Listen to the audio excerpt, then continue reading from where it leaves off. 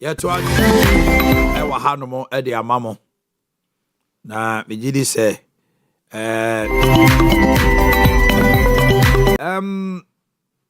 ade ba ko a Ghana fo bebre twetwen aso na bebre twetwen ho mo ntiase ene Electricity Company of Ghana wo mu mitasem minim se o to ade bo dwaso na enso to a da bia e short na busa se sika na wo pa na so de ECG meter a hot cake just u baby a wo brepa enso so ni pepe bi doso and yet yenya anopai Asante Mami Emusao Rosalinda Sao Anyway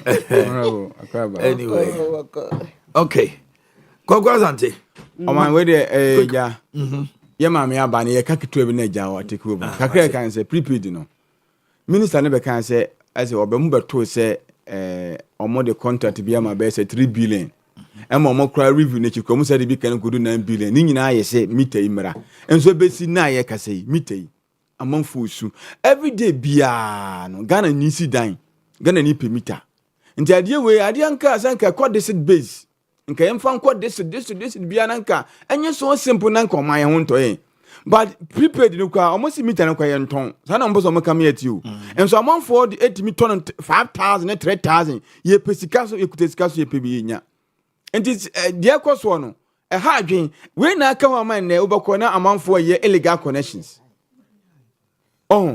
ene prepaid na omoka ka no obekọ na amanfo asala omunya bi obekọ na fani say illegal connection enam say omunya prepaid omunya ntino mebusa say wa mo ne contract omo ko fa ba omo contract uti ejina pa we dey ama contract who are those companies or the individuals omo ye in charge aja eya kamia say aban bia ba on in crop for omo ko kra meter ne ba. We heard in grapevine say meter no say Asante edie adru so no order na medru ya so bi de nya ho mfa kofa ya abo amade o so di line so wabra ebu 3 months na ne meter no yenyi onyam nyi ba ya oboti anse ese totage because me so me de na ba bedru ya de na bedu ba mama part na ono no de adu say ye clear e wo ECG onyam medu the consignment medu okay clear manual what breach contract or no sign so twen na say there ya so there we dey say momokra ya no mama musu asemo emo a ye di wo Ghana da ben na what say say mo ashoti Debbie because so to omo ko fa ba every morning afternoon ko fo yi mu anie ola mo ni sa big companies omo nim say emo no to ha yes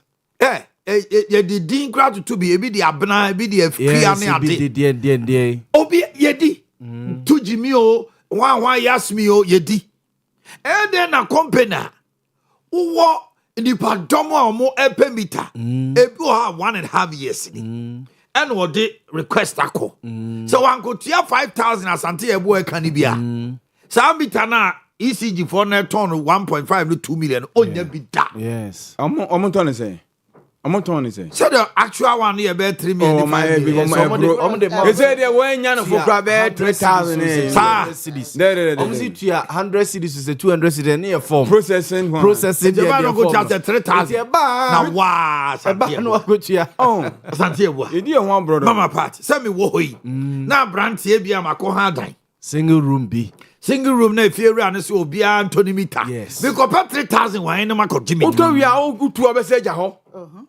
meter na so okwa ifie ran dia say abeye yese ye de house number no ade na ye na akua bonsu efie number ne de be Timi ntunko na ka ho nti na $1 no ye ndai ya Ghana for ho kire wo sa ne man kitin yes yeah da ho ti ahu because if at the end of the day wa ma dollar kofom una wo kan say abrabo na ye nsusu sa ne ma we nyina no yes because if you can't control and them man kasa ma order bi 1 year down the lane agina port say to buy no nim say meter no store room na say warehouse on meter ni ho yes and to meter no so your order just say take 1.5 years as what is this some landlords bi o ho kwa na se nyame amboa mo motimate 2-3 bedroom a omo pe meter omo timi desum sa be 6 months 1 year so one person be desum dey ba illegal connection and so ECG for so mompe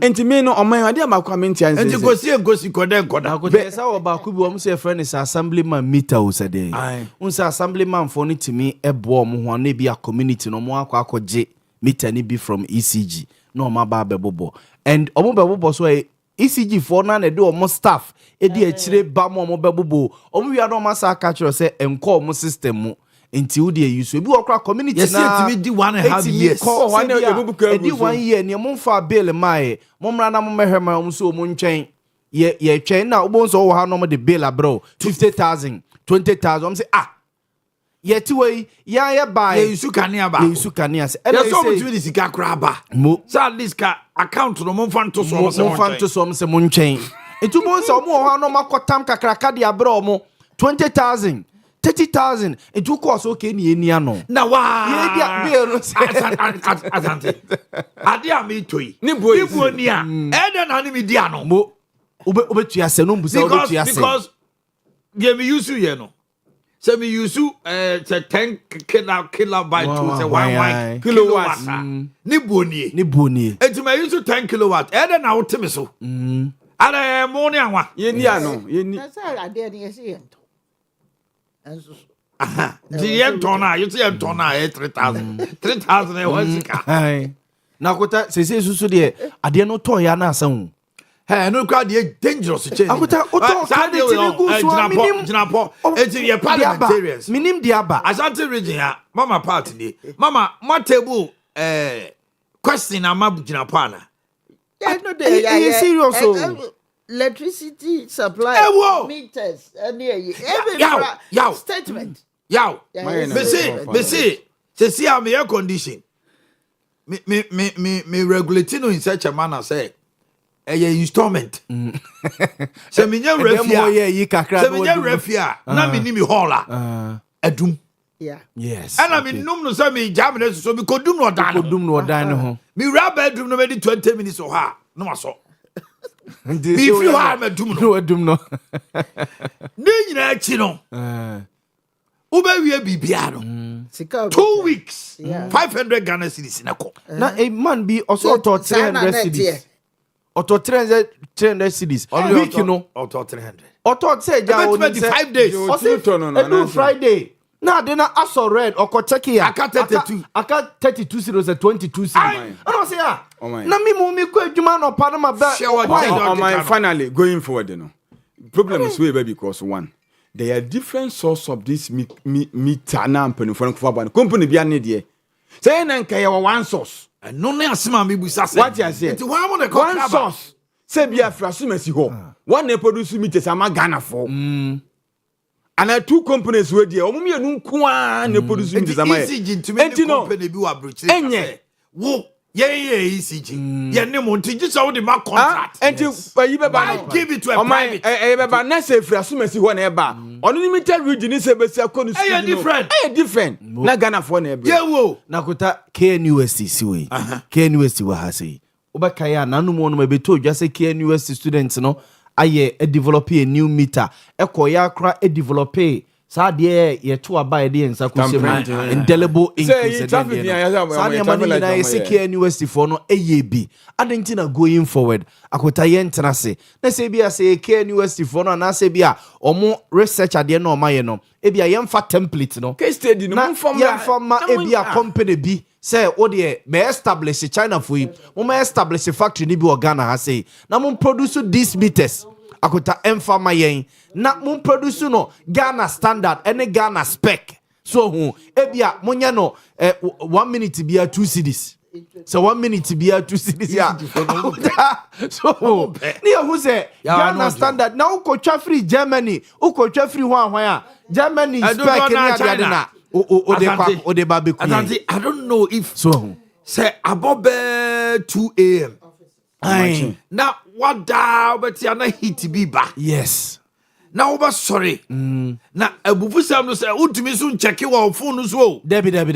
This is computer no. Synchronize. No akwa synchronize. No asa komia so. Na ebi wo say ya wo boy ya latest ones na band there. Wo boy phone so a ekugu so. But the buy answer na latest one e ba no. Uba ECG no the adene mawa ansa na wakọ dan no wakobo toki ne tentene ai omo 30 15 digits one year no mi aso na begu so asante me say what cha 2 weeks 3 weeks 2 weeks 2 weeks ayi de ani bi abakwata de ani bi 2 weeks akota obu a week bi auto light o ana want to 200 cities auto 300 cities auto 500 cities by Friday na a month no. Why? Sisi a Ghana for baby. Ubu a yin any on kasa. Ghana near 1 ton electricity a month crown we about 300 cities. Oh, you su when oh, you su bob wow. 1 ton a month, 1 tia cry about 300 cities. And so yeah, Jumana se wako man on 9% increment.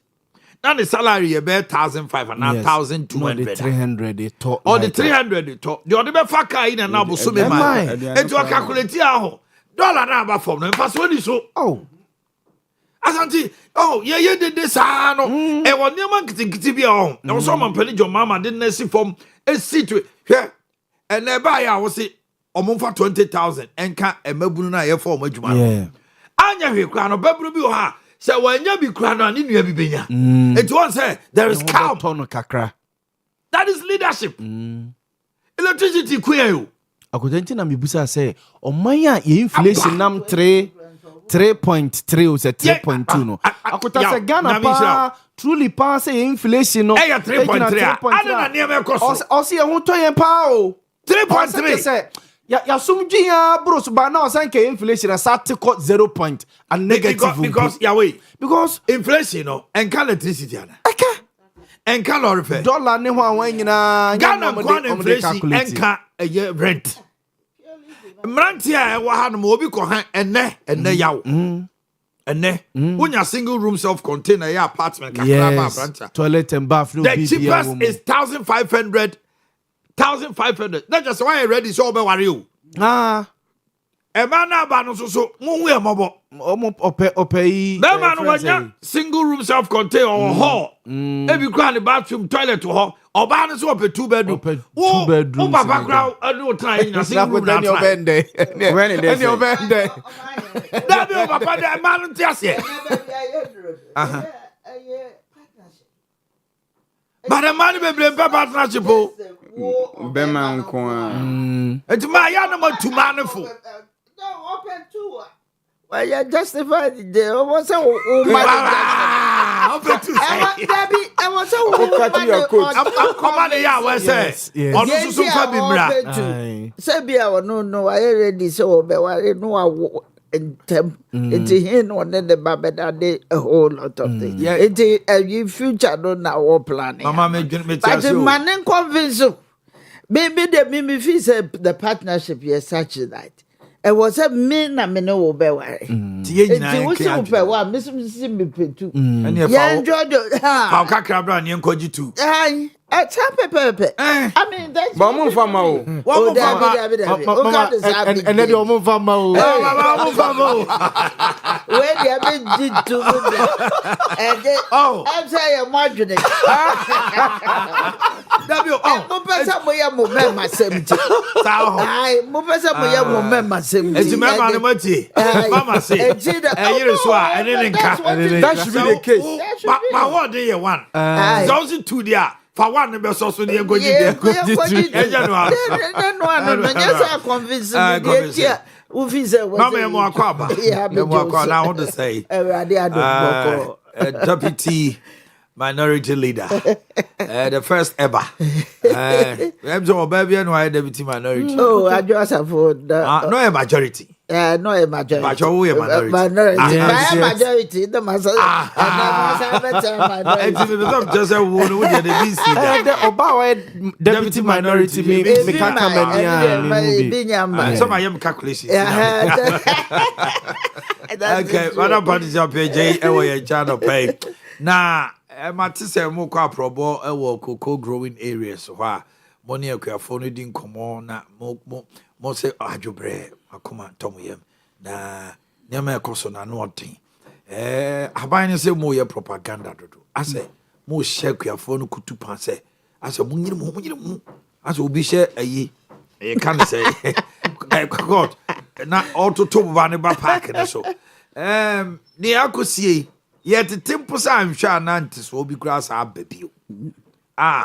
Dios no any purchasing clerks need be a no much chinkum almost say there's a possibility to carry with him about 16 years but if you must say Debbie, intimate could draw because I bind the cohort, they are not just any gokono or gunu cry. Money a queer could dinko mobile. Dear Nama Moko, your politics as usual, and now say Moko, so dear Sem no Mukachone, I sit on move after. This reduction. Yo, my first acquaintance so. Na tiefo nyina machiamo na madam asem se mu me ache kakra. No cre. But Erade adom ene we bi ekwan ama ye na ye di nkomo. Ye nkomo na ye di ne se de o ma hene edi kan aka che we bisa no.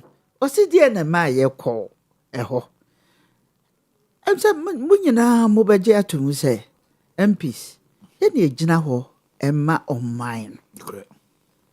Obia ewo constituency and na say yemfa say ye constituency A mantem anam pesua odano. Enti enema bi ekọ achewa enu ya sade say ye bebie ni e de ache on mine no ama on mine na hunu say ade bia ntwa yie nti yenhwe na ye nye ni yie ye na ye gina ho for mine no obi be sa na ma part o ti asuka koko ni adua no we but the me so me kan say asukafo bebre wo ho a omo koko afuo na omo interest me interest omo sun me sun ade we say e sha se free bro nya bre no na enema so how ba oman yi mu a de nipa mfa na ni hwe ne say ye MPs ye na ebre because obia de ne how ebeba be down ye kodi bronya na sabe sika ni ho odi ni koko akoma koko krache na wontoye wontu ya neka na ni bebe ko school January na ni nyina what they die enti omo how na ye how enti ye ntu sa na money na wusu nim se omayimu ade di sika ebre ye free ye na no mo abreso sa ni adwuma we ni ye no sa ade ni eye koko uyi koko ansa no waba gold ena di sika eba omayimu na ye di koko akire ache ye hu bi da omayimu se koko ebe ni season asu anabra ye to koko ni etwa ni ye ton no ebre no asu na koko fo abo modin aye wo madwuma koko fa machi koko fa mada enu etwitwa ne ayi ne sam dendende emo egu fo ma ewe wo mo enu ni nyina wo huni wo mu ansanso ne ayi awo kra de wo ba bete nka edi wo bedwa bantatia ne sanso ene ne ma ewe wo sankrofo we se no mu interest e was ehia ye ba edi mi hu se ababie awa betena o mai so o make sure say koko industry obeyi ordinary ebeko ho na ye hwe nso a ya na most of the time ye hwe omo ma bin wo koko mu na ye do o makotene ani ese omo nye ese adwuma no enti ye ti bi da kopem se koko fo sha ase ese omo ha MPs ɛna menya sika ntɔ medro menya sika adaya wɔse mede me kɔkɔkɔ nso yɛntua meka meba ɛbɛkɔ school menya ahwɛyɛ nsuo bɛtɔ medan mese mekɔ akɔyi so nkyɛnse mentimi ɛnyɛ nti mese wedi aboa menya saa nsuo bɛborɔ yɛ ɛkyɛ sɛ nneɛma ɔhaw bebree nti yɛbɛtumi atena hɔ sɛ saa deɛ wɔ yɛbɛyi ani ade afiri so ɛfiri sɛ yɛnim adeɛ baako sɛ ɛberɛ a kokoo yɛyɛ kokoo wɔ yɛ man mu nyinaa no sɛ kokoo ɛberɛ bɛso a yɛtumi asusu ɛma yɛkɔgye sika sɛ yɛnim sɛ yɛbɛtɔ kokoo tɔn sisei nti saa berɛ yɛ a kokoo boɔ te sei no mehwehwɛ mu ɛbɛma mahu sɛ kokoo ɛnkyɛ yɛbɛtum but yɛtum a ɛbɛtumi akɔsei nti mepɛ sɛ mede me kokoo how many tons no mede bɛtɔn ama wo in advance na woatua sika no bia ama me na mɛtumi de akɔtɔ kokoo no nti woyɛ saa woasecure the price na yɛtɔn no ɛne yɛde tɔ no nyinaa ɛno ɛna woasecure nti sɛ woanyɛ saa forward sale na ɛma ɔhaw atumi ba nti yɛte kokoo so a dɛ na afɛte biribia na woyɛ aban a na ho akyerɛw in that vein no nso so yɛto mu a also ho akyerɛw because excess profit na wobɛnya no kyerɛ bi a tonnage na wode ɛyɛ adwuma no tonnage no aboro so na wɔsɛ nya mfasoɔ bi asa afiri so it is for forward sales no ɛyɛ on speculation but adeɛ baako ɛyɛ me nwanwan ne sɛ aban wei bɛtena soɔ no wato kokoo mu 2 times or promise kokoo akuafoɔ so wɔbɛtɔ wɔ mu kokoo 7,000 but ɛbaa sɛ wɔ so wɔto mu no ɔde nkete because sɛ deɛ na ɛbrɛ ananado wɔ na 3,100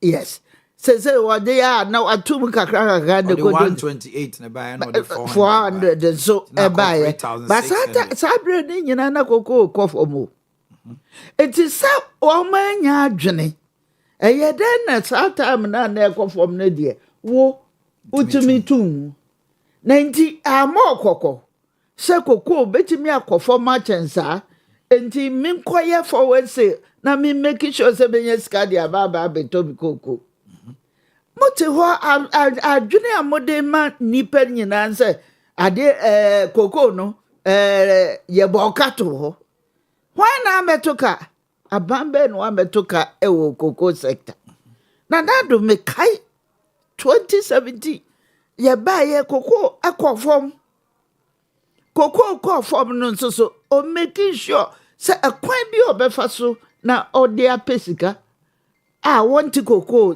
foɔ sika so no ɛno ɛna ɔbɛyɛ ɔyɛɛ nso akyire koraa nso koraa no watumi nsa ɛsan pagyam ama kokoo a ne ɛtɔ no 1,000 something afei bɛduru 3,100 enti ne nyinaa yɛ planning enti wontena sɛ mmobɔ wo nsa ɛnka sɛ kokoo kɔfam ɛwɔ dwama so enti dwama so nti mehwɛ ama me nkurɔfoɔ ɛgye yɛkɔ apro yi wonim deɛ kokoofoɔ ka kyerɛ ɔmo sɛ yes kokoo aba ɛbaa nyɛ ɔmo a na ɛte yɛwɔ nkurɔfoɔ ɛbɛte kokoo ne ma wo ansa na yɛsan wɔ nkurɔfoɔ a yɛde kɔ a yɛbɔ kokoo no ɛno nso so ɛdeɛ wɔ hɔ na saa nkurɔfoɔ no ɛnam sɛ yɛtu kokoo mu kɔ 3,100 no nkurɔfoɔ no agye wɔn ayiyi labor ne nyinaa no wɔn gye 1,500 a akɔ soro paa saa na wɔn ɛbɔ no nso saa yɛnte so enti adenti ɛna saa bere yi nipa no ahyɛ aseɛ sɛ wɔn saa nkurɔfoɔ ɛntete wɔn nneɛma so na yɛdeɛ yɛate so enti yɛn kokoofoɔ yɛbrɛ paa. Eti saa nneɛma wɔ sɛ no nyinaa no ɛwɔ sɛ yɛbie so ma aban ne hu because ebra ye kasa wo parliament e ka che om se kokofo baby amudu wo maduro na ho asem obi bi say ada ni Yesu acha nia. You are crying more than the bereaved. The bereaved. Ada na Yesu acha ban. Enti na ehu hia say ye tu sa no be ni ye ma kokofo no wo mo akasa ma ban ni hunu say ade no a hate wo mo pa. Na ayi akwa ba akwa ye koto no was Mahama odemeka into obetua. Mahama wo ba me ka kire some mama ntoma no because we crofo be wiane. I want social media ba hu. Was Mahama odemeka into obetua.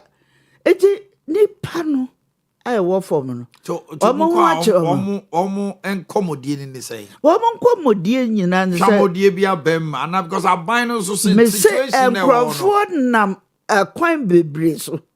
Woma eduro 20 woma wuo yemfo womo ntonche because woma wuo mo nteme nkasa na womo ti ho sese ya e wo so womo to womo eduro na womo de ya ni koko eda ho wo koko krache wa o ma na kapreba ono ede wo ho womo susuo senka ye mabeko school a yakobo bosia no ye dan womo dendende sa krofo ni nyina ensoso ewo ho a womo susu esu eti eye ade bia kokofo no so ehu se womo eboa womo mu ye koko womo ntete womo ne emaso no aye ekabo ede ama womo enti eye anibresam kese efise womo se womo maamenum ne nananum ebeto womo hu sa how ibi ewo wonso enso enade aba eye reality de odibeto aduane adi kura na ayedi ade ba go ma he be ga Joseph no obi be ka bi na me fa me ni hwe ho koko fa yi ono a wa ba bie no wo se otonsa wo kuro do so otonsa aha na ensa na wo to wo ho no koko fo ne ba free nsa no omu free nsa na omu dia wo se me bisika wo koko krache wo twen ba ya na o ma ena mada ena ono susu sanda ho no ntimi pepa esun enti sada ho bebre na ekoso ba me kai se obi a woni mi bia wonim se makoya adwuma wo kuapa koko pen adwuma me ye ne se me ye credit union e de ama wo ade ani e pese ye yi free koko fo mu ene se e 2 seasonal period enti se season ne ma ya koko ni oniska enti ni here bia no de kobobosia na bosia bo no ko bank enye yi enti Shylock lenders enti ade no wa gum be over 300%. Obeji 1,000 cedis o baba betua 30% interest. Enti wona ode be ka ho no na chese baby a wona nam enti tambia ni koko beba no kra na nsem sika nyina asa. Sa na yepese ye koko farmers o mo bo mo bra. Dabi I was here yisa this way nyina everyone so. Enu nti ne etu sam na me ye de nam. Okay. Abo no ngochia pa home meet aduonu miensa me ne madam Patricia PJ na ehofia mrahye beja ehuru na dodo na begina eye anima ekoso ye recruitment enra era yarega se mo ba ha mu ye bi mo advertising mango food esika mo for nipa 85,000 and the dimi register ya mo be forms e we are say 500 pen am 5 man can't throw almost and form camera. And there over 500,000 or more edu omudin by no 220 no ma calculate 110-30 million. And a sika could do almost or munti or musika na scam. Na dia moye no no. Ubia and can scam aden and the modern be can scam. I deal with say na yera yarga. Na bidin ho ya kakara because oye majority leader and sometimes ya na nkekan ye no ya na me fi sense so papa because ade no ofa every baby na wo dia baba come baby oh and so yeah comparison na yeah the apple and a compare yeah mfa baby mfa mba mama meka ho tisa de da no better na parliament o meka se mienti ai yeah ne de koko aba chamber na koko e de ba nya mre clear indication say as a wunnim koko ho adwuma nti nka ho asem wunnim koko ho adwuma nka ho asem sa abra ye kan say ye ton form sa ye de ye sa de nyina sa recruitment na amaso ye gusu na ye hwe ekwan a ye befa so a ye betumi de ayade no but modia mababa be defend the parliament say eno ene betumi aboa ame ye tumi ehunu ekwan a ye befa so a ye nkwada no ye benya adwuma de ama wo say maji sika kese we say o ti say ye hwe sika no comparison sika o mo ji say ano achi 220 no 220 and we'll register also for medicals about 1,006 to 1,008. Anodin pa say obi a sabi onni adwuma a wotifie o se wo pa adwuma wo so de o GF no honi nipa no mo amahu se adosun dodo engineer ebeboa eni se wo be develop scheme sa sika wo matue nyina no ebetumi aye mfaso de ama wo mfaso de na yeke se si bia ne se ye president ababa to say instead of the 20,000 yen 40,000 na fe yenhwe the age brackets no I'm saying brackets no so na kofa problem. And no na kofa problem ni nyina ba. You're talking 25. About 25 to 35. Now what 10 years asaka. Yes. To obia wo mo nim say unqualified. Yeah. The oya adwuma kra no. Yeah. Wasaba apply. Apply. Omo monya 30 years 32 nyina abewrem. Ko obo kra na o snit number ni bibia o. Enti enna no wa man adwuma no a. In what's 4 years in the emfanye. After 4 years, no, Saban be ban was Baba say because me to into year. It's going to take a balance of 40,000 krona. 10 years, and son went to me absorb Crawford. But what will even happen is most of them be free age bracketing him. Oh, it's a idea realistic. A bit to me a boy. Rates no cannot endorse in the first place. Enti wo GF nipa no wa make sure say bibi papa bibi free mu na aba. Okay. So o ti ase. Enti in the first place no model na mo de buy na was nka mutimi cut down on the numbers. Age no. Yes. But me feel say mo no mo adwene nyina say sika na mo pe. Enti ena mo hwe. Yes, that wo pesika enya so de modu 130 million. Enya sika na wo pa. Enka we ayade was wo hwehwe ne sa. So, eti wo ni nyina ayade a ayintie nase. Na yenhwehwe ade ni mu yie. Na yenhwe de betimi aboa. Na obi a sabi wadwidwi wasrese. Sa nya menya ye beto yesu.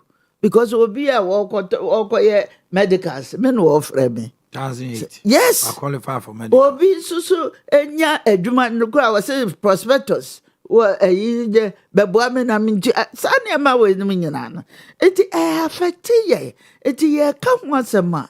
Ye ntena se na ye nye na mu omope na mu na mu ye se after all mu abagana mu se mu ne aban papa Musi abanfun eni era ni ye money aban papa mo very set Ghana 1.5 years, almost 1.5 years into the term you are still singing the same song.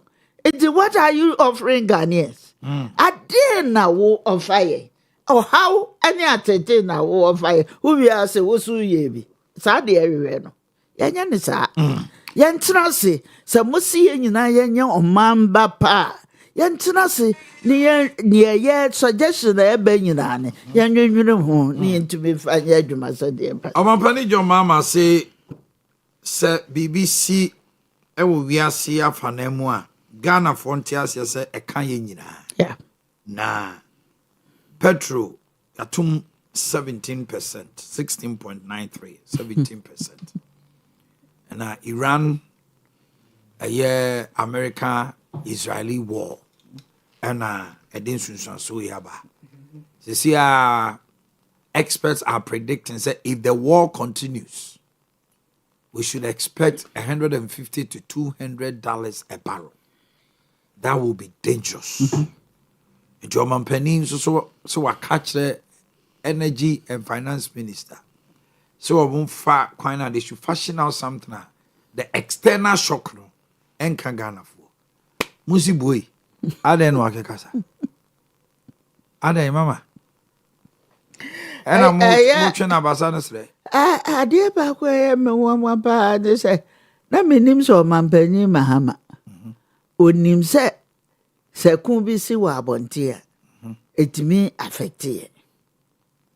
Eno na ye nwanwa. Wo begina simpie so magana fo nyina ehunu se enye Russia Ukraine war enye COVID ena ama ahokyere aba Ghana abra wo wonim se ewiase afa na nyina nkro bia so affect wo akata wani kyerɛ sɛ sadie we se entimi affect ye enti nye na a wo kasa asɛm a anka menim sɛ sabe akon bi bakro bi so a ɛmɛyɛn a entimi nya bibia ɛwɔ yasetenam ɛno ne yɛ kyerɛ no sɛ kyerɛ yɛn adan no wabɛdada Ghanafoɔ aka bɛgye akonnwa atena so na afei wo yɛ wo ho te sɛ deɛ afei deɛ bibi tumi bibi ɛno ɛne ade a yɛba Ghanafoɔ nyinaa hunu sɛ sɛbi Omampani ɔne ne kasa ha dada no a wɔ kasa ayɛ no ɔne Ghanafoɔ ɛndi ne yie otwa atoro ɛna ɔde ababa bedi adeɛ nti atoro na watwa na wɔdi bedi adeɛ no ɔpɛ so ɔredi mu ne ho a ɔnkasa yie obi kura ka kyerɛ bɛdra fama bi nasɛm a wɔyɛ obi wɔdo kura ɔgya fama ɔka kyerɛ sɛ papa wei se wɔhwɛ nahu ɔpɛ so ɔdi ntorɔ kyerɛ Ghanafoɔ a na aka twi asamire no so a na aka borɔfo twi no ɔde daadaa nkurɔfoɔ adwene na borɔfo no deɛ onim sɛ nyɛ nnipa nyinaa na nti na waka no waa na ɔde ɛkɔ enti saa nneɛma wei sɛ nom no na yɛka ho asɛm no ɛwɔ sɛ ɔba na ɔbɛyi n'ano na obisa obeka che Ghanafoɔ sɛ ampa meyɛ mistake me daadaa mo sɛ de be ya menya akonnwa na matena so saa na wopɛ sɛ Omampani bɛka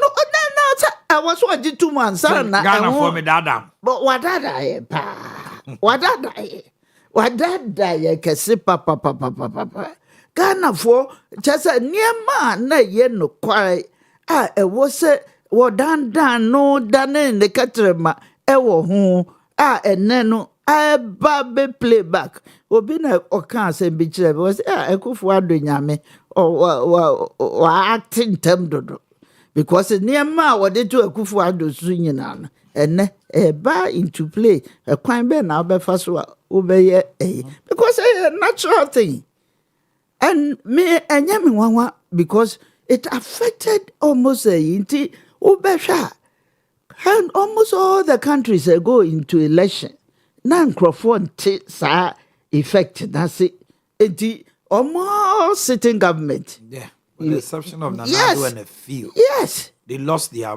seats. But one time can me say only women minister and enhwe akwan this one it requires a lot of thinking through a lot of strategic move to be able to know what to do because anya hwekura Ghana hakura no see you to kakra enti ye ekwan be na ye befa so ye preserve ye de but akọ yellow against all these things.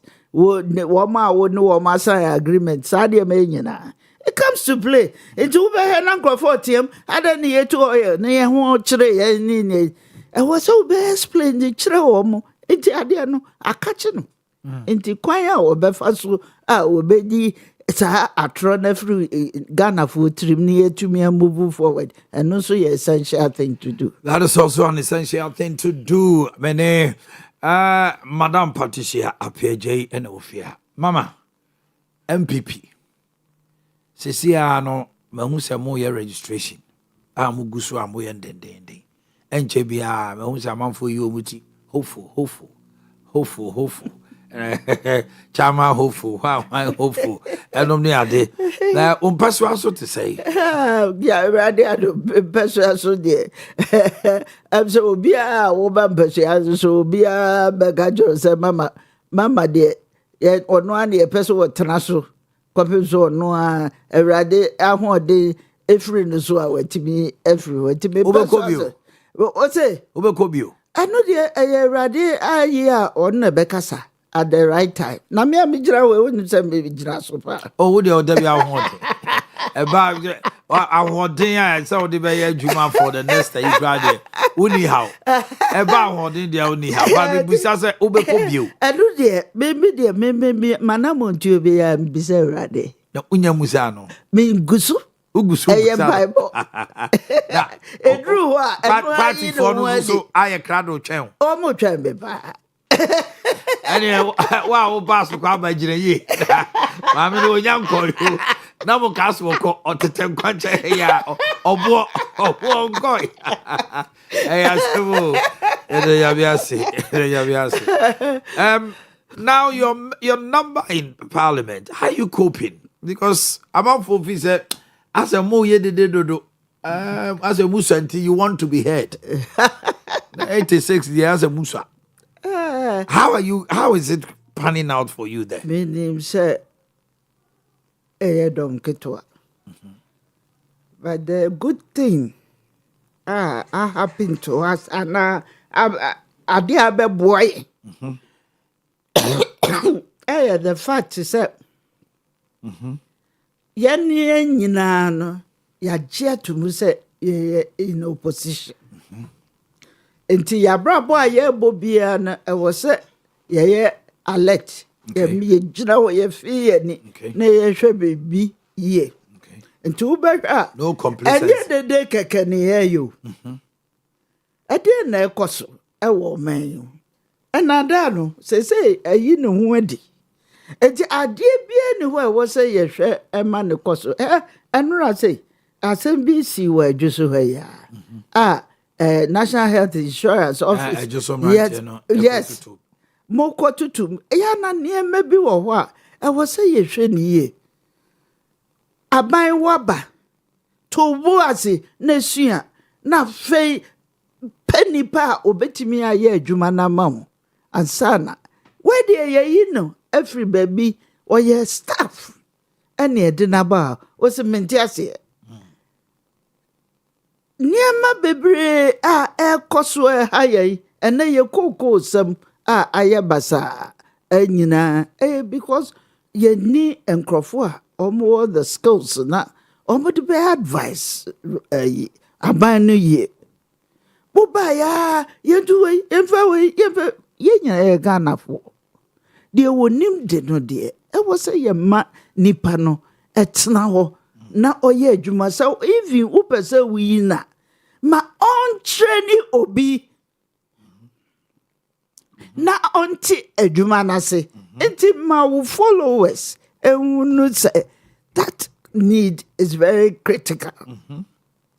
Enti ekwan bia efaso obi a ya mechanize ne de o ye de na obeka say me mane nya na adwuma abra onim de ye de beye sane ma we say mu nyina na ye me hu ne say enne ye yi nkrofo adi by heart adenti ena was e ba ne sa usu say what promise Ghana for so ube creating more jobs. Now we hear dear with the shemi. Upe say me GD say wose 1 million jobs now we create ampa. Omo ma betena fie no. How are you describing them? How are you describing woman betena fie? Woman enye adwuma no. Enti to me say wona wo se we nkrofo adi na ade 1 million na be shemu dia. Ene me no nya adwene so we create 1 million jobs. Enye creation. Creation is outside what has been established. Yeah, a war dada would be abeka ho. And we're creating more 1 million jobs. Into that one and electricity. Maybe no more discuss it. The and even the consumption, the rate of consumption. And now they say meter no said yes run obi soon ever home. If it says Sanya may no and ya katua no and coswano a bobra. Okay. A German nipa soon and the farmers woman no a moon a moose farmlands. I entoy. I bit to me ato a dear and yana ye dear. But because purchasing power from the ama almost so and which about almost obi any sika na wode to ade no me say ma me bi kan sem bi asem o ka kire me na afa me dwene ho am say eh eno so sani be explain no what say abra na mo say dollar no ye 17 abra mo say your friend say inflation rate 24 as said. Yet ye shop ha said the deep ko be ni e beto niema. Enti e ba ne say and inflation akoye 3%. Na dollar ni da su gina 11 ne 12 ho na ene me kwotena shop a metena ho fra no pa akosi anwumere obi a kra emehwe me. Ena wahuni ameye sani ma wese mu nyina no emma ye hu ya brabo ni ye enaga na fo eni brabre nyina because obi adwuma bi a wo ye na en shada nkoso sa as a country we need to appreciate say private enterprises, private businesses, farm cocoa and agriculture. And most of the Ghanaians. Yeah, Mama, I'm going to press conference. We were just so. No, yet, no, and they call it. And they catch up. I don't do Riku. What's another number press conference? No more MP, Mama, and maybe. There were a need, make catch up, say, a ye na ye walk. Minority na near group no. Okay. Na ye wo ye ranking. Okay. Wo ye mu a obetimi aka ho akasa. Aka ho asem. Eno na because na ene nipa no ebi wo parliament a ebi so wo baby. Yes. Sina mo ma be pie. Yeah, be. Asem be to so. Yeah, ene wo say ye ka ho asem. Okay. Because the ranking of our health no na now hono yes etipajo reku say we be say people are very observant yeah I know there so we be say mama because it was not supposed to be a doubt na ma ye ho adwuma okay mama menim say wo niam pii na cry say wo say ka Unama Paso. Mokoma Kwanso. Edia na akachi asukafo. Yo, asukafo ene said the woman me de bia me no mokasa fa no. Ye ni abre say ye adwuma pa e de amam. Wa muhu say mo baji atum say ya bamba ye adwuma kasia ye no asukwa. Ya kwan ne eniema bebre hyehyɛ ya yetimi ene asokwa ahyase afa ne ntoma pefra se ya make say afi ene bosome miensa ni a ye betena ho contractor na oye adwuma ewo na hiso wayiyi gatese a level ade ni nyina enka wasi ye ma ne toa da adwuma so yentua wo muka na adwuma no asan akoso de mesre ene se moma yemma enye afutuo mayen efise de bia ka kero se de oye adwuma din na woye yenhye ne ma since time bia be find fault na we eno emoye ye sakra ya na de sebe ye koyechi sesi America say akwan a ye hyasie wo de hiso Kuwait ne niema nyina ye gatasi nyina enso so nsue na eto a ese no because contractors yintu omuka na omatimi aba site aba ye adwuma edi mese se muma ye maye ni na ho yembie ya so yembie ye niwa na ye hwede betimi aboa Ghana na sabi propaganda na ye dollar kofom na petrol kofom enso yenhu ewo ya brabo mu no sa ne ba ni nyina no momma yemfanto ensaniani na yenhunu de betumi aboaye nti abra ye hyehyɛ ye hu a ye hwɛ sɛ sɛsi a ye to abawie ya sɛ emfie mienu mu ne ye koi nti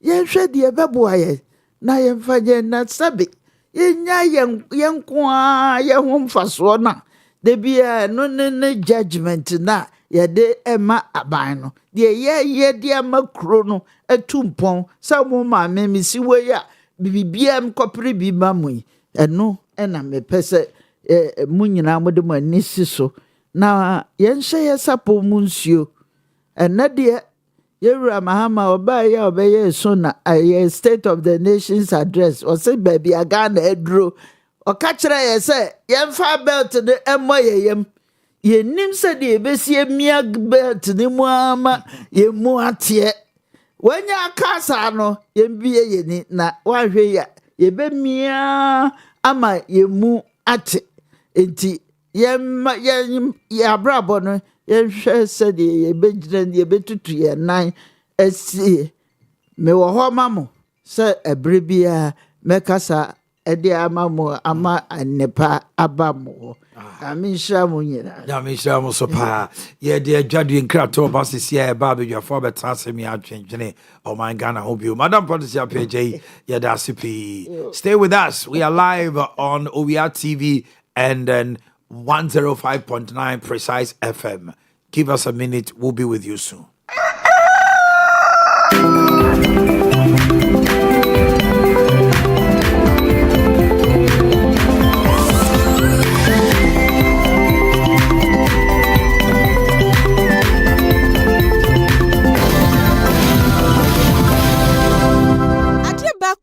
Ya wo wiase ene sa opesika atre wadwuma mu anasa woniema begu pot na wonya sika mfa nkoyie na adane wadwendwen eno nti na wo se wonya sika kwabia obeboa mu wadwuma na atumpon Dwabin Bank PLC ene wani daso yen asampa loan ewo homa wona wo pebesia I import won niema ana uton auto part utonton cars eniema hoduo bia ema amoton tuma ana entade sa akwanya wo homa obibia se obeba Dwabin Bank na oni abehwehwe nkomo na yen asampa loan de yenyi collateral yenyi commitment fee de wo hia application letter ye begina so dana ede loan ama wo interest rate na ekituwa bi obapa loan scheme ewo homa emergency fo makam ho abom se ekuo na mo recognized institutions na mo pese modwuma enyine kwosro eno ne qualify mo motumbaji loan na mekai wo se interest rate ni ekituwa bi ya wo savings account current account microfinance shares susu dachinti investment group loan fixed deposit any de kika ho Dwabin Bank PLC yen head office for Asante Dwabin yen other branches ni bi so ewo Ejoso Roman Hill Adesheman Pankrono Magazine Road Abuaso Fumesa Onwe Sipetimpom Bonre Dwaben. Ene ye new officer ye bie no Atonsu Market ebe Kumasi High School Junction. Free 0271 409340 and 0544 745856. My name is Pauline Otro. As a mother, a musician, and an actress, keeping fit and staying healthy has always been my priority. It's been said that water is life, and I love life. Tell you what, drinking clean and healthy water has always been part of me. You know why? Because it keeps me young and healthy. Let me introduce to you water that has been taken through proper purification by Obibini Black Man Company Limited, with their highly skilled personnel both from Germany and Ghana. Equipped with a modern state-of-the-art laboratory in a clean and hygienic environment, approved by the Ghana Food and Drugs Authority.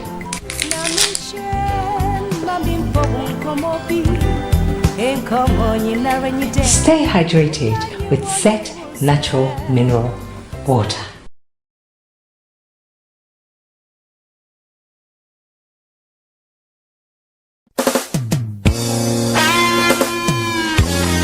Omanhene Yaw Adu-Boakye, Ewurade akowa, ewieyebere, ọtụnụ nsa food for thoughts, adehye nyina, se March, Ewurade, onemu appointments. Food for thought in conjunction with Omanhene Ministries March edition. Jumadiye nyina baso 28 March. Ewo Jubilee Park anopa nonsia pepepepe. Ben Prempe Assembly Hall. Eyamemene ne yitu asem osi greater works. My work, my life. Part 2. Na just juma ene mabrabo. Shanenson ajumtufo ni niye. Deacon Samiba, Minister Setechampo, Minister Kwame Jedu. Wanu na betu sochom. Aweka kwa so. Woti fie yedie. Omanhene Yaw Adu-Boakye, ewieyebere, onyame amanitumi. Ofremu nyina se eye March bosome. Ne de toswa dionu woche. Anopa no nsia memene de hiem na yensiem na asense nyame a oni obia nse. Som sre nyame ewuramu ekọ pani. Omenenta, omeneduosia. Yenya nkropon. Oni ubehia no obeka kire wo se. Mo Jumadiye yi wobehwe no live Owia TV Liberty Hour Precise 105.9 FM. Any social media platform ni nyina so yenya nkopon oni ubehia na wode sedie ebehye wafromu. Oh glory. He fast Omanhene Yaw Adu-Boakye, Ewurade akowa, ewieyebere, ọtụnụ nsa food for thoughts, adehye nyina, se March, Ewurade, onemu appointments. Food for thought in conjunction with Omanhene Ministries March edition. Jumadiye nyina baso 28 March. Ewo Jubilee Park anopa nonsia pepepepe.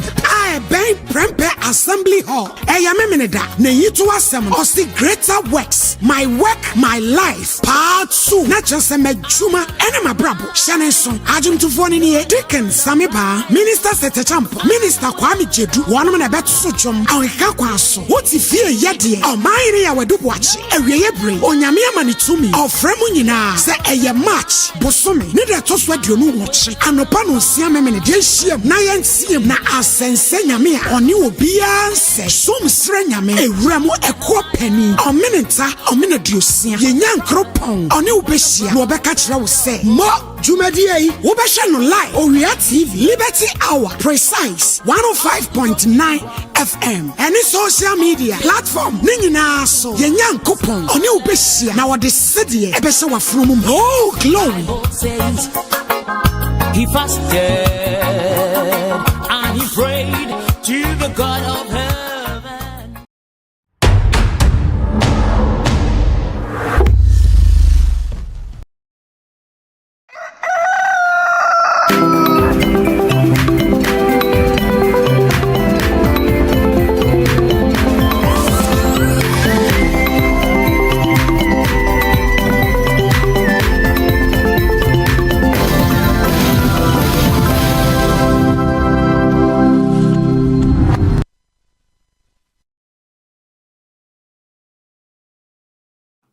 Precise 105.9 and pay on your radio and you know you can tune in.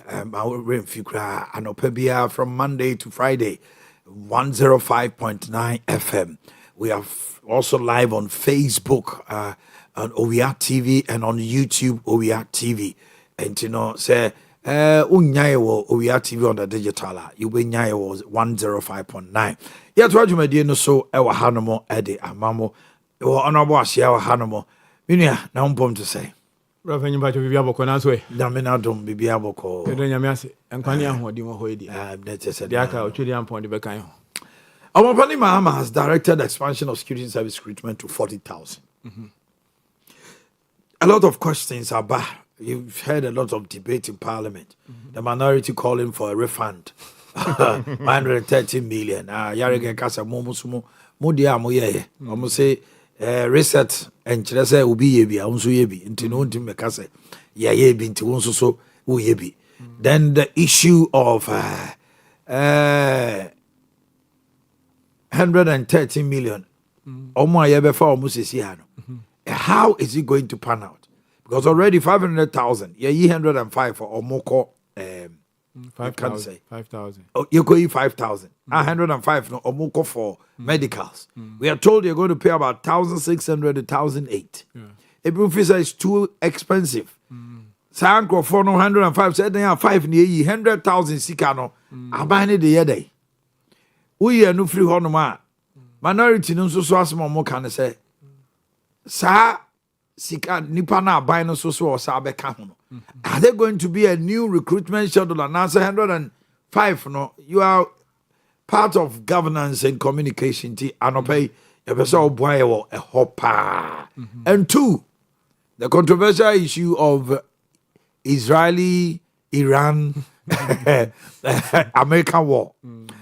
A lot of people are chastising His Excellency. Say, Ade or say, when things happen globally, on the global front, it affects everybody globally. You know, we are not immune from the shocks that will come from Israeli war. No, almost say, Enisu Akasa, Enisu Akasa, I don't pay. You bet you are doing home. These very two key issues. Say, we can discuss it. Yeah, starting free recruitment. Metia ahwefo ne atiefo nyina. Ma me hia se mfiri recruitment in ho asem. That's right. Omanhene won say 2023 na MPP abanya atwa mu anana na Akufo-Addo ne ba mi ada no. Omokoye the friend no enhanced credit facility jumede bi wo IMF. Okay. Ye kwa kope sika na ne dodo ye be se opepepepe miensa 3 billion. Esan say sa time no na Ghana economy no akwa ahohihie mu akwa ahokyire mu ane na nkoko mu ayemre. Okay. Ndi okope IMF moa. Na conditionalities ba kwa ana say hihye ba kwa ne wo hɔ ansa na aban ne sa kan sika na wo hwehwɛ free IMF no say the friend no public sector recruitment ana say aban adwuma mu omo ayefa omo mom ya aban adwuma bra no. Esan say ye de no aba ape so na sika ye de bo ho bra no ekosuru nti aban fatabo ento ni nyina aso titiri omo aban ne betu omo ka menka the component of the IGF but omo ye betu omo ka afa controller ni accountant general department ni science ye be ye de friend no net freeze on government employment because a net freeze actually say mamu mfa aban adwumayefo na mum mia bi wo hɔ a omu hia te say health security services teacher for ni omo aka ne de esan say omo ye essential service providers nti mo betumi afa omo adwuma. Okay. Eno ho na mo baako any security services recruitment ya ekosui patcho so what you say because police for soldier for fire service for immigration for prison for we police for omo nyina aka ne under the Ministry of Interior eka omen ye you ne the bambon into omo de na ehia ase a military for ni free ma de aka nyina under the Ministry of Interior na ye fa wo mi enti o man say ye fa omo de nso a onim say nya obi ana ye betumi afa no correct ehun komode na ya kwa na ya ba bedru de ya ba bedru be na wotwene na wotweme no ni a anu yi no ana say resource no hia ase say e ba no de enti wa show ni achi ni bebre aba Ghana for ntem na entiase wom esan se media amanyo se me ya mi ade ba ko a me hu se ehia pa sisi apa ni se Ghana mabunu a omo se fata se omunya adwuma no omunya benya adwuma aye na omatumi abobra ewo wiase asase so se wiwie suku na munya adwuma anye na ye babunu a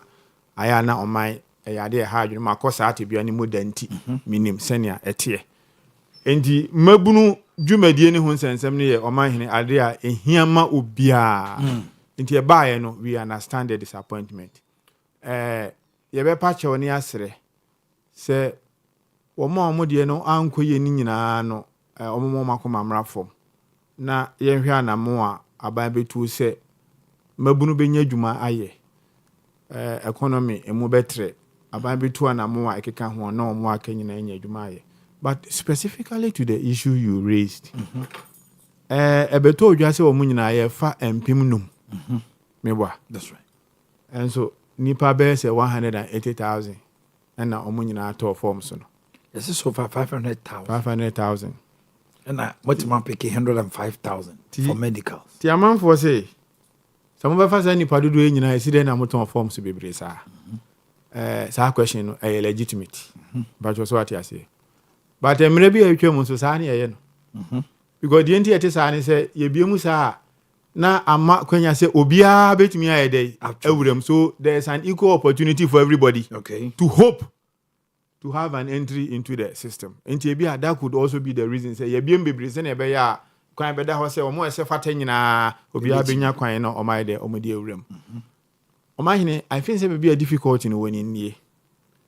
NDC aban we ye na adwene say obeye de ye na efata eye frenchim.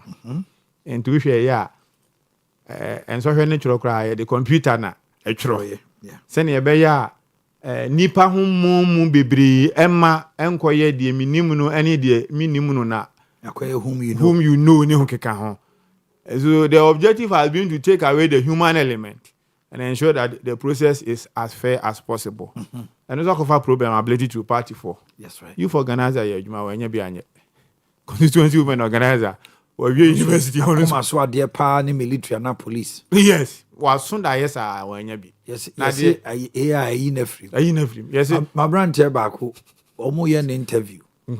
Now ye interview na AI no.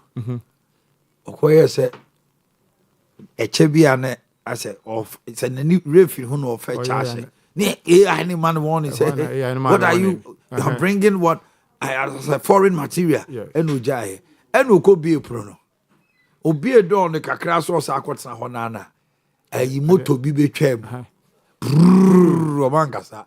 Ya disqualify no why noise. One say idea hard. Idea they disqualify no noise. I don't know we say so obema AI na exam no dia campaign do na mama AI den so aba. Say edru campaign na AI ko campaign na AI ba be. I don't think you do say. You do say atre say emre bi atwam na nkofo gi sika. Ope police for 250 million bra. Ope we for 150 million bra. Ope we for sika we bra. I know be catch them say money careful na some of the people baby omakodo na be start charge 20,000 30,000. Omanhene bibia sa anko so. Me hu senior system we tie. So obi ji obi sika wonchen anu age adi. That's what I'm saying. That means people need to be cautious. Oh no abo. Anya we sika bia amfamu da. Sika bia amfamu da. Enti NDC abana na so obeye de sefata na aye frenchim resetting. Aha na bibia aye kama. Obi MPP ni obenya kwan awuram. Obi NDC ni obenya kwan awuram. And so Yakobie Pandora's box. Ama the problem bebre aba. Minimisa nra omampanyini ne security mpanyifo ne honorable Muntaka nyina ehia. Senia omobefa kwan na omasiesie na bibia aye kama. Number 1. Omo ka se yensan fa omo sika ne mo no. Say you nuanu MPP for na eka. Ayenya atwo. Aso mbesa. You see, you know, some people when you to me on beba. Nemo kanya person of us who abeji to me in Ghana for so way. Because why? Sometime in 2018, immigration for nkwa recruitment. Brand na go for the neighbor me aho. Omo advertise is lot. Nipa 184,000 I apply. If you are some pa 500 pay, just 500 pay. in 2018. 500 no more aka omo anfo bi asika ama no. Anti da be na we ba mu say we no mu de ene monfo mu sika mo se na be ya aban ho benya tan na aban ho ayen. Ba wa ba bebre we se okura mpo de o yere mpafion. Na onim ho nso asenka o sere nka mpro tantan. Enti se obi ka se yenye genuine conversation say e free na ekro sa recruitment ni me yanyi obi asika na o reduce appoint no a ye fa ho adwena eyeye. But enye MPP for na e ba be ka kire se momfa musika ma won e wa bra mo kra de mo de na ebon kra. That kind of conversation can never be altruistic, and I'm not too sure that we are able to accept it. It is not a genuine conversation to be had, especially given that it is emanating from the MPP. We can't accept it. It cannot stand on all fours. There's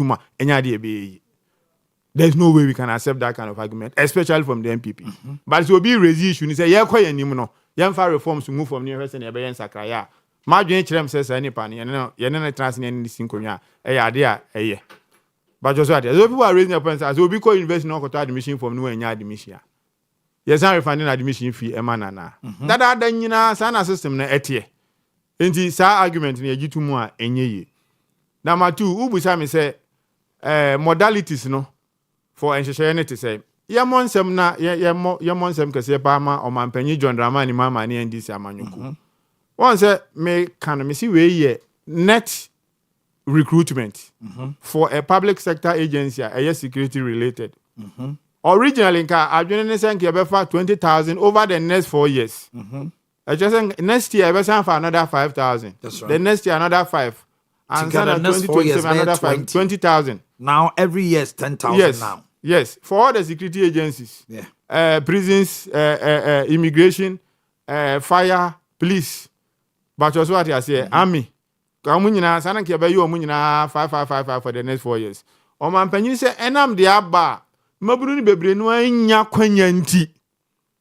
Yemfa half enka ho na yenye no 10 years yenye no 10,000 sa 4 years na yenye 40,000. Enti na nke be 20,000 in the next 4 years na eba be 40,000. Enti so be tifie na wanya kwanya ene obenya gidie say Enfie na ya ewe ya nimi no se bibia toto ya betmenya awo se mitimi nya kwan ewurem esa ahotoso aba se nyam ya hiam pa it gives a certain ray of hope. It gives a certain ray of hope that makes one to believe that okay, even if I have not gotten the opportunity today, chances are that in the ensuing years I will have a look in. And when I was here about Omanhene abaso modalities now we say to be very sincere with you, Avena the Ministry of Interior fashion senior yebeye saadi, but as I suspect say ma remfi we see ye no man panyini ka say omo akwa duru medicals na mentimi amfam no yemfa omo engu waiting list senior yebeye process bia na yebehwe na ya dey ya consider omo okay omo akwa obu ko duru medicals 105,000 yes no apem it's not just say it's possible so on pick the other 5 na free or more. Yes. Obi a wakwa ko dru medical no. Okay. So that it is fair. 1, what you sika dada. 2, wakwa anima na why dey wakwa ko dru ho. Me pa cho say what you say. Enti I want to believe say ebeboa. The rest of the modalities will come because minimum say after some meeting we security health ni nyina ni minister omobehia. No mahwe quotas no. It means that your mind this and also almost 5,000 bio eka. And no more between some be far on more medical no. Now my develop modalities for the next year and the ensuing years. But you see, Omanhene as a young person, solution in say aban betre economy ni mama mabunu enye djuma aye. For some of these youth, ebinu disappointment they say this year we nya kwan next year we nya kwan because if you down. Ebi next year na ni age na abatra de yehwehwe to obi ha ni pain na wom sisi ano no say what was the rationale behind the adjustment of the age from 25 to 35 there na ma mutu sana mo okay again sani be boa ma nipa bebre no anya kwanya because akoye 25 ebeyi bebre na ebeyi bebre free nti ebiemu dia na mankofo dodo no gidie se omo betimi awura mu bi makọ countries ahodo bi a age ni kura binum de na kokopim 40. Okay. So that if the retirement age is 60, you are allowed the minimum years of 20 at least to serve your country in the military sector. Okay. Into Kaise, Sam George ne penyifuobi ye dede kakra. And how much or margin ye dede, or much or margin say, and can fanko, your friend say 40. But of course, Ekoyako see 35. Indeed, I'm sure say, your friend CC side. But it's one of the means of creating jobs for the youth. And the friend say, oh, man, penny John Dramani mama, by baby economy anymore. Now, in other sectors, no more timia ejuma na bibia etimia akoso amamabu. But to be very sure, na me sense is subio. Ye ntimi nye the NDC MPP for can say em for musical moment. I no ye politics ne propaganda or more ye. Se na be ya mabunu no ma nya bi o ma di ya no be hunu se MPP for so e wo ho. Ye te sa politics no ase. But they can see agitu mo ma hene nya dia enya dia be. Because ye o ma mu no mo so far enko even in their case. The last advertisement ya 2021. The last advertisement or more fa go for security services. Ma wiase nyina hu bi na 2021. The twaso e ba ye nyina no mo twen go for fam. The twaso e ba ye nyina no mo de onko for fam. So still no omo fa onko for na na e ko o kan omo so e backlog a omo e fele.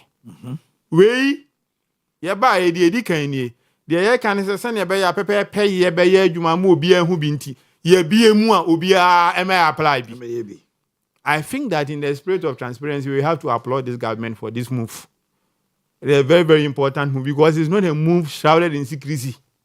Idea ye bie mu say the transparency the ye funny. Na send American wo no be bra wo no wo yire mpafe.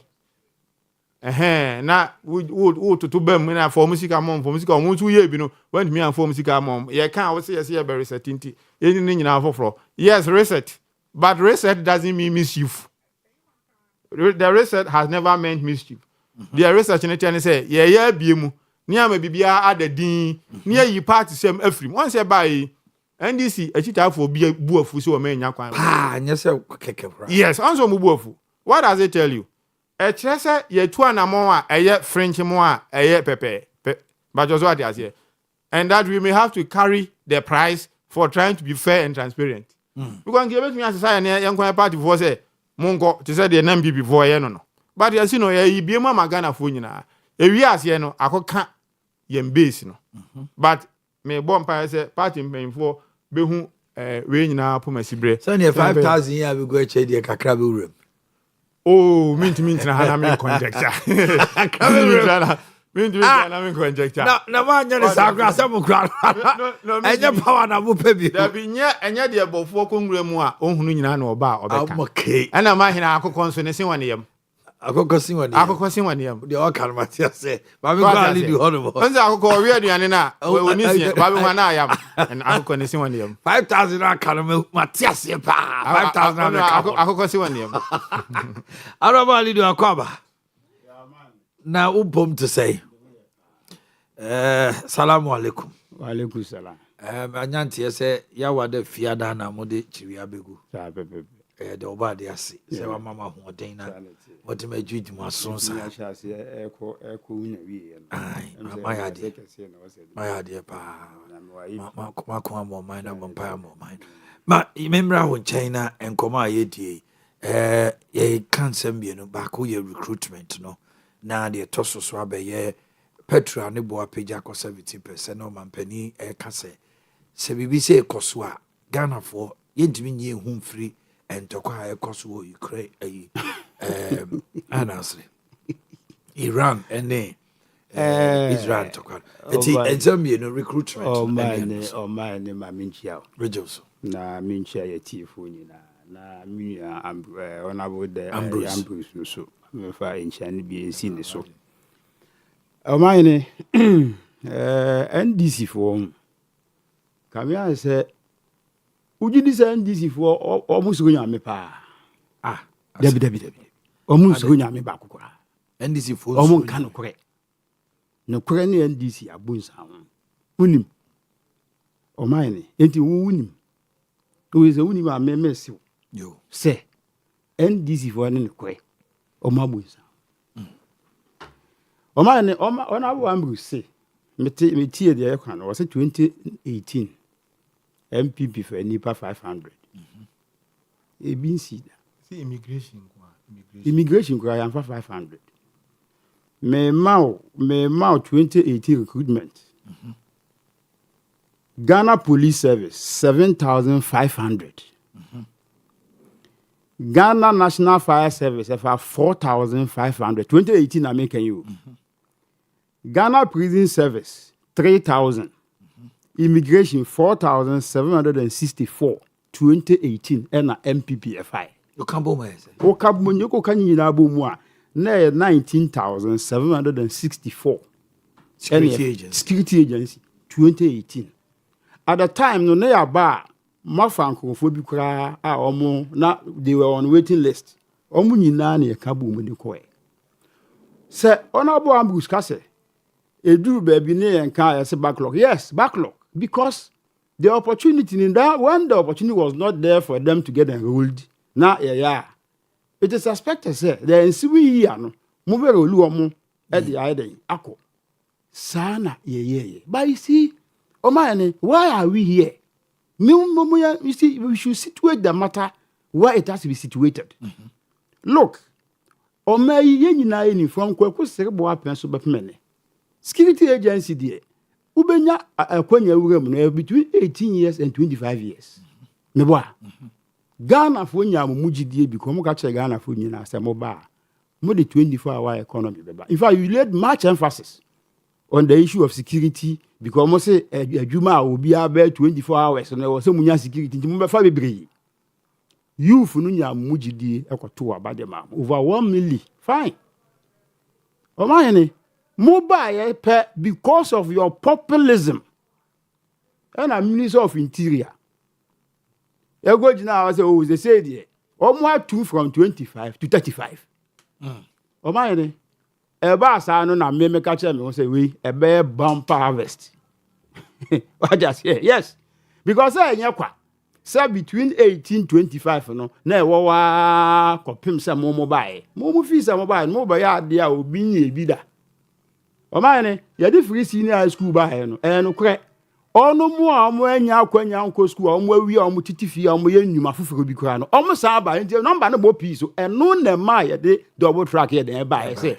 ye be entumi ndina obi the opportunity but ye be use the existing infrastructures na na dey accommodate wo mo say be ya anya bia no obi anya bi nko that is how it is done say na wo ba na o be peja number of years na age limit no from 25 to 35 you should expect say number no be pi so enti what is expected of you no say ubetumi a pesa de no pomasu bi say bone bo pi so a e de na menye Okay. Na fe minister of interior bekasa mi entia o si o ye be fa nipa 5,000 na mom nipa motor force no kra no ye be 560,000 adai why na soma minister na say sa asem we kra onka ye fa ho ben ye petie in any case Omanhene enye kwa Honorable Ambrose ya MC my MC onim say Omanhene denti a o ye head of entity a on share on kasantem me MC na men kasantem ma wo subordinate nka so subordinate kasa no ko ye mistake na BBC na wo subordinate ko ye you can correct his wrongs but so who the head of entity no say well ba but now be ka bi na wo be ye bibia asa apem Penny Jari na insu asa na minister ba be gina aka kire Ghana fo nyina say oh nipa 500,000 plus na apply ni mum nipa 5,000 penny na who fees over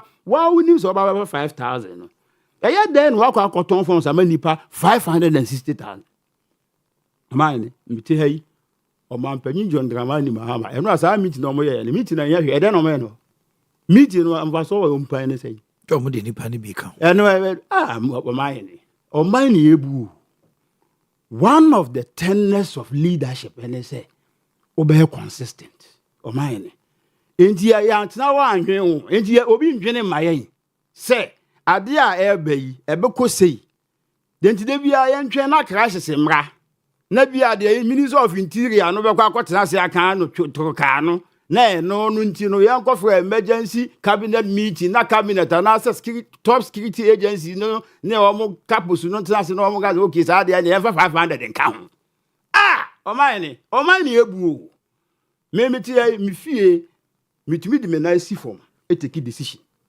sa ade we say ne ekọ medwuma no man pani di na si form no Omanhene ose mumfa numbers bi ka ho numbers no dey count na from day one omo ahunu say obe peja number age limit ni fi 25 to 35 no one na ndwen we ahunu say number no be koso eno na kire say MPP enima mamuo ye di free senior school ba na eni ahunu say nipa bi awie school 5 years ago nipa bi awie school 7 years 10 years impo se nipa no ewo enya opepa so obeko school we should not deny that person the opportunity to yen create space no was not available and for that matter I got so okay so that for double track we ma kwan na we so ba o mo anti ase da enne ebi na abey Omanhene you see the entire make say NDC what problem Ghana for NDC for ma kwese ka apem na ezo so nya ni bibia sei wo so omo ha mo se ha enne bisa NDC for say edian pa no my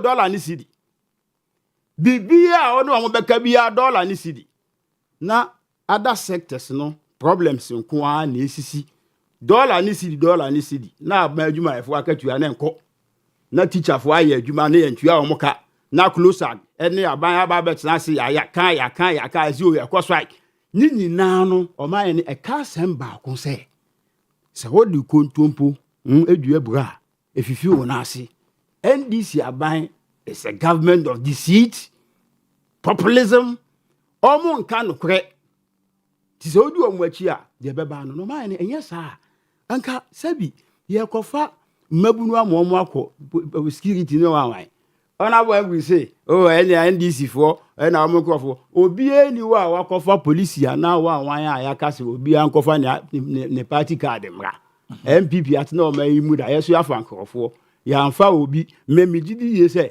empo masa MPP time se o ka say o ye go ko pa omo nya akwanya ko eni minim sisudua de beka se nipa so masi NDC ni na MPP de minim say ye bie kwan no e ma Ghana fo nyina MPP ni ye Ghana ni NDC ni ye Ghana ni basa samba ni ye ka na mu di akwa na MPP fo na ekasa MPP na empoyanfa MPP fo nko na ekasa MPP fo efi Bangladesh na ba ya na ye Ghana fo mu ye Ghana fo ye Ghana fo so say ambush honorable ambush betna na okase MPP fo no ana bibia bebia ye omo fe e na bibia no mbeka mo de advance mo de mo nkasa NDC fo nkasa enti ye ni akwanya is it now bona fide right say ye be kasa say ye Ghana fo bibi nkoso ana say ye ne ma ye koso na enkoso ye ma say de sin no enye sa na wo say kontimi ye nka na eji ya ka mo say MPP fo nko ana kasa mo dem ye de na mo kasa mo na mo tim what I say mo dem mo kasa mo ka bi ye but ye no so I was ye nso ye kan no a ye kan ye ka boa mo because say ye ka na mo ye ni ya enyina na ye tim e kwa no say ye da a town also then binom. So what they are doing, NDC for you are not helping matters. Now, ya sa kwa na sa kwa meeting for no sa meeting ya organize is about my penny say 500 and come. That 5,000 10,000. The purpose of a lot of people they say nipa dom na ye foul. The 5,000 number nisa. Now Omanhene ate the debate, the rumpus and the talking me about. And I'll say, every year, munya no 10,000. At the end of the day, clearance, you be more musica, you see it to your muka. Your backlog, or more muye, Omanhene initially say, you more munya standby. Now, every year, every security agency ever for 10,000. MPP. Every security agency. Police for ever 5,000. Police, prisons, one whining almost the 5,000 become. I'm gonna call 10,000 from Interior Ministry. It's about the time of 4 years, but no for 40. Military mile. Omanhene MPP time. From 18 to 25. You found 19,764 2018. I don't know, Ono 2019. wa busu omo ba be reset. Obia benya dwuma e 24-hour economy. Mabunu abotwi akwakoto abama om. Na mo ba ya eti de mbetumi aya ne say zempo de aye hunkura wo kura wo ti a wo bo ma ba so ne say oh ama panya ya de or the 5,000 account. Now the 24-hour economy also on Owia. Na eno ewe Na you know my be authority or start modality side be funny ba. Ewe Nya Ghana. Eno a me ko snitch na me kutua me crofo ya yi ya. E dey na obi anu omo a omo adwuma mo na omo adwuma bibi koso ewe waka se aba adwumakuo bi e wo Ghana fa na nyinara odi nipa mienu be ka ho akonya a wotisui na nka wo sori a na obi aba na obi wa 3 shift ewe Omanhene utwa nka agu anu asidan. That's say 1 year into 1 year ben ye ka say the free senior school be ba. Ye so afnam swaye 7 January, September na dem. Bema say our flagship program. Na ogina so ye campaign e ba mu a. Bibi nchiremu bie ni wa wo danse obe make sure say sa de no be de bebem. Edi Omanhene say na etia na 24-hour economy 133 na mi hu 133 no a ejiremu bebiu eden na the 133 no see ma ewen yaba na se agro be da ifa no pa edi wo Omanhene a wotie de na wa hu a ene na wiemu e kire se 24-hour economy omo ye hu dede no a omo aka se o omo be ko efuo kwa twetwe light adege ye fene say adrele mechanized borehole e dia ma wo mo no a omo keka na de emu de hin na wo won za chase ye adwuma. Thank you very much. Eti sa muntimi mo niema enye yen na mo de beso wa yen se Mate. E na MP before na kasa ye be kasa because I bu o maida. It's 9:26 in the studios of Owia TV. We are live on 105.9 precise. Maminko no abu ambrusa share honomo. Na then him say we'll have a 1 or 2 rebuttal. Then we move on to the second issue of the external shocks. Bringing our petrol as we speak now 17% increment. Maminti honorable. Omanhene me rebuttal as far. You see, but I mean, chat time. over chat time. So the bear will do honorable in the next 15 minutes. Okay. The time they out there. Okay. Alaji, you see, tell me I am a case any mushi I say I am mumia botrena yet you for the for ni yenchre wom. Still I know propaganda near mode. Na margin yam say and any bit me as I'm my power view. But me catch say send this in your man penny John Dramani mama e2 and more so near Ghana for him. By trade, me a political scientist. That's what I have done all my life. Yeah, back to our landscape, as a and it do me be a message, I am important. My hand is about power. Me fan say 13 months in it. Bosumi say I do me and San Muna ye way. The year can say bra. Yenya 4 years, Omanhene security agencies, Now in this year, buying fanko for 40,000. MPP fanko for more 8 years, or may new 40,000. But in 4 years, you better 40,000. And they say in 4 years, you better for security services not change the MPP for fire in 8 years. Given where we are starting from. The next issue, please. The next issue. May say. In 2018, and allowed you call GH1 online. In 2018, Immigration Service advertised NIPA 84,000 to immigration service forms. Almost 500. No, it's not immigration true. Service. O so now go to free. Ambrose Daddy. David, go to free him. Read what he said. Or say in 2018. Ghana recruited a total number of 19,764 personnel into its 4 main security agencies. The breakdown is as follows. from Ambusderi, Parliament. Interior Minister. Interior Minister then. Or say, Ghana Police Service, 7,500 recruits. Ghana National Fire Service, 4,500 recruits. Ghana Prison Service, 3,000 recruits. Then Ghana Immigration Service, 4,764 recruits. Opa, From no, and we are make this research. Go back and never the actual presence of recruit 2 years. For immigration, just 500. Because we are reading what he said in Parliament. This is what, yes. We may turn a mama beauty. The Hansard has captured No. So go Oka say actuals from go where? check the actual they recruited. Because he said, only 500 for immigration. No. 500. Honorable Muslim Musawi. 4,700 na Okaso Mafano. Oman Fano 500. I'm saying he said this was what he reported. 500. The actual figures are more fire and 500. And where is your source? Security agency 500. It will never happen. Even today. Honorable. Oh, na say immigration says it depends on the numbers. You see, it depends on the numbers available. Honorable na GH1 hands out then now. Because where you are? I'll go by the GH1 story. Nancy cry, a friend is saying, go by the GH1 as compared to the hands out. Please calm down. No, calm down. Mianka say me knew you about Accra repeat TV. More to me and Yan. So I'm surprised you are bringing. Oh yeah, so what I say.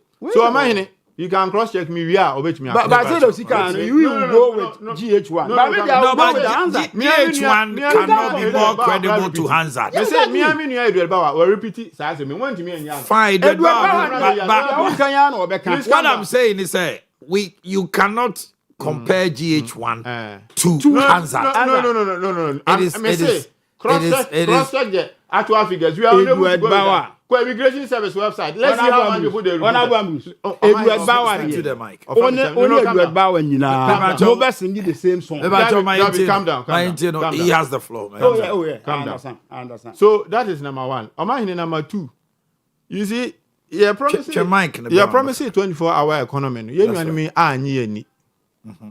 Na sabe obi a wada de wapatu so wada no nyane na enya de ebeyeye enyane alaje ti hai ibi ndo a woye chiri ya no sela wapatu so wada nti nya de wunyane no a ebeyeye so that's the fact ye ka se ba ye be 24-hour economy na akwan hodo a ye fa so amanko fo adwuma organ eno abeye baako Omanhene yanka se 24-hour economy no eno na e ba be magana ni bia adwuma.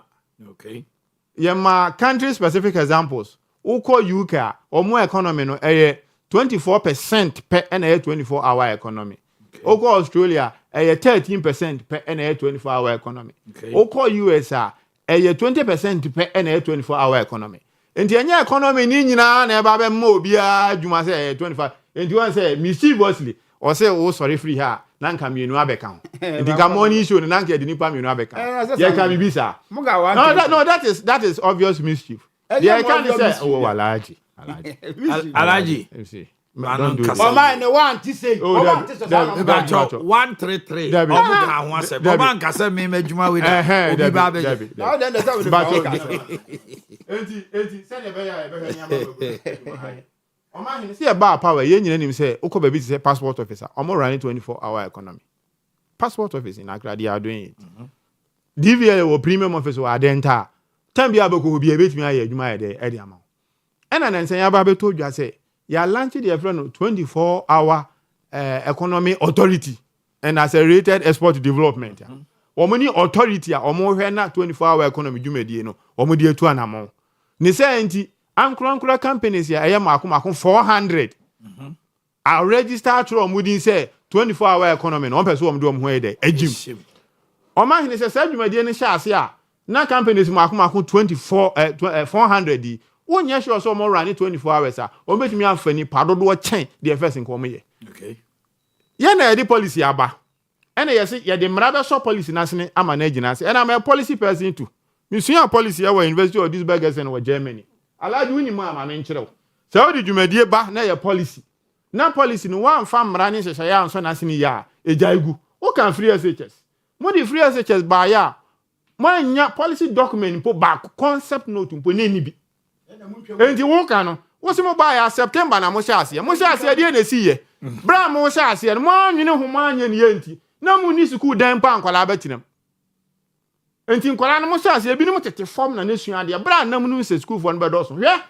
free access nya policy papa wo de be ye example de account 24-hour economy why na me makọ secondary school so akọ secondary school enti double track ne papa mu a anya nu ntina World Bank for boy am asisi school adanse na be ye free ho me ye adwuma me ya ba adwuma ni me lecha nkwala sa nkwala no mo ye sa de no de mo ba lecha kwala alaja ya bra be and you don't use that see you be 24-hour economy and say who free as your pulse and moja ba nya say ya sha ya criminal ya sha ase e wo so odin hihye gu ho na adwumadi na etimi gina ne na so tini ya establish authority a ehwe say betimi ya sha ase na bibia etimi ya kama na say one Indian company o money 24-hour economy and sign for energy and renewable development say na be on be trading kofo and you be a wunim you are not following the story but omo e following the omunim and the allergy sa propaganda na munya ye sa na mo ye ya Ghana photo abati am we nyina mo kekan ye kwoto ba na mo da fom tim ti munya botre na mo nka nie na Ghana fo ntie de mo kana mo ye se nya de bebo am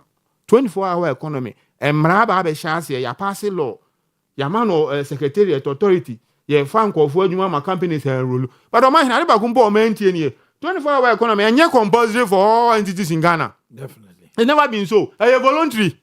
You have to comply and go and say yes, you want to be part yes. 24-hour economy. And pity say, ni bian 24-hour economy of Ghana. We a company. Voluntary. Private sector led. Allah, you won't tiasia. I mean, it's as simple as that. Intimate the betcho. The work and in the betcho. But I just education. I mean, the amount you bet. Then I bear unya kwenya won can be. Omanhene Iran any US in Toka. MPP for say. You see, this is what it is. Your Ghana had a COVID-19 by. COVID-19 about March 2020. And now, Monsieur COVID-19 ama economy more running on ayebasa. Omanhene ye to about by December 2020, now your budget deficit a mover from 4% to 15%. This is a sika one ye diamana broswa wa anche mudunum. And then ke se pa na bagana. MPP for ye na bi mada. Mu ye sika basa basa. Mudi ye sika basa basa. Bra mo wa ben mo. By the time Russia and Ukraine talk an be ban. Now by 2019, now you see the $9 na ho then you see the na ho then from 16%. Even in 2016, equal from just 12%. A ho na Joan Laporte, so I don't know World Bank president or Ghana, World Bank representative for Ghana, make a say. And yet, COVID-19 in Russia and Ukraine warning our economy sata no atwa jejemu. Nemum sika sema na kufu adne ba mia ban no. Anhwedie, yesika omu yusu no basa basa. Ene bi sin abo mo boy ya na nsem fata ne ma ye economy eko ahohiahim. Omanhene ansa na obetimi aka se ade bi si wa amanone. Na sa ade na nya nsunsu aso e wo Ghana na ama bi so no. E so otimi kire ayonkofa eda de asie no ene oman Ghana entem. But say me kan what say. Ye nka no tra sa akwa. Enti no man panyi John Dramani mama ka se ntokwa a ekoso no. Ebenya nsunsu aso wo Ghana so a me ne ya adwene. Die na ewom. Die na wo sa ntokwa ni ma e ba be ha no. Oman hunu ni ma de kro. So ni ma de kro. Oil. Oil ni bu odion ni bu ofuo wiase afana nyina obi ayusu enti wo ma o ye economics no o mo se oil ewo inelastic demand ma jo so ati ase ewo inelastic demand se ni bu edin se ni bu ofu any substitute won change enya den ya obede ubeyusu oil. Russia and Ukraine war me kire wade bi Russia and Ukraine shall say February 2022 Ena MPP for say santokwa ne ka ho ntini a economy ana omoda no na ye basa. Yesi de bi nye sa na neti. Unma di krontia. Russia Ukraine war na ye war a course of Russia and Ukraine. But ye hu say amaya hodo nyina economies no ejina ne naso but ye de no ekofom. For instance, in 2022-2023, ye NCD no Abaye the second worst currency in the world after the Sri Lankan rupee. Satana Cote d'Ivoire for currency na ejina ne naso. Satana Togo for the ejina ne naso. Nigeria for jina naso. Companies, countries, etwa ho hye no mu nyina de jina ne naso. Inflation in 2022 year they call 54%. Me sure say okay here. So time now average inflation in West Africa na 10%.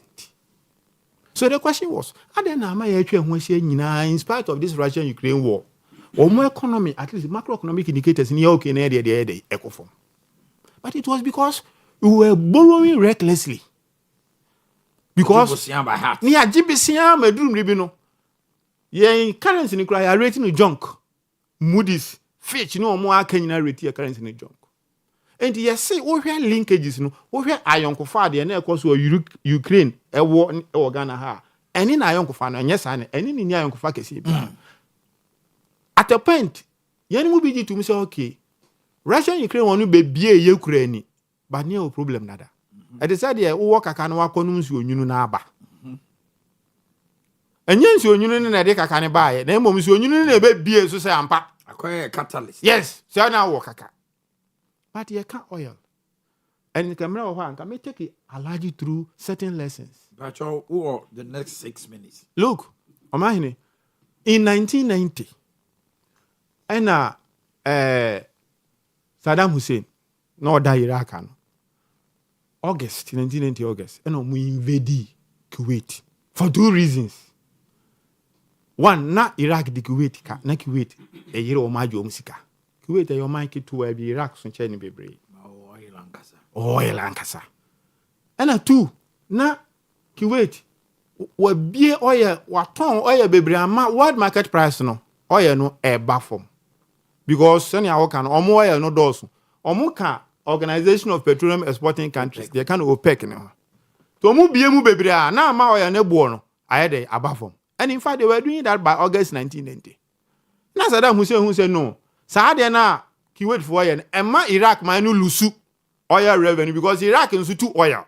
But omo oil ne nu the Kuwait for tu. And we invade your friend say Kuwait. Omanhene bro omo yes saade no and America didn't hu jim because say Kuwait na why say America ba. We are say na 21 different countries omo do omo ho age. Santo kwanim. And we say we are safa na nyina oil ni bebre no. E wo sa bia ho. Kuwait, Iraq, Iran, Middle East.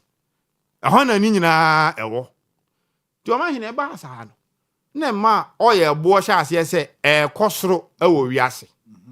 From $40 per barrel to something within the region of 90. From August to February, for over 100 days, na America and na allies omo bombe Iraq and sometimes even mistakenly Kuwait. In the Emma oil supply, eba form na nebo no course no.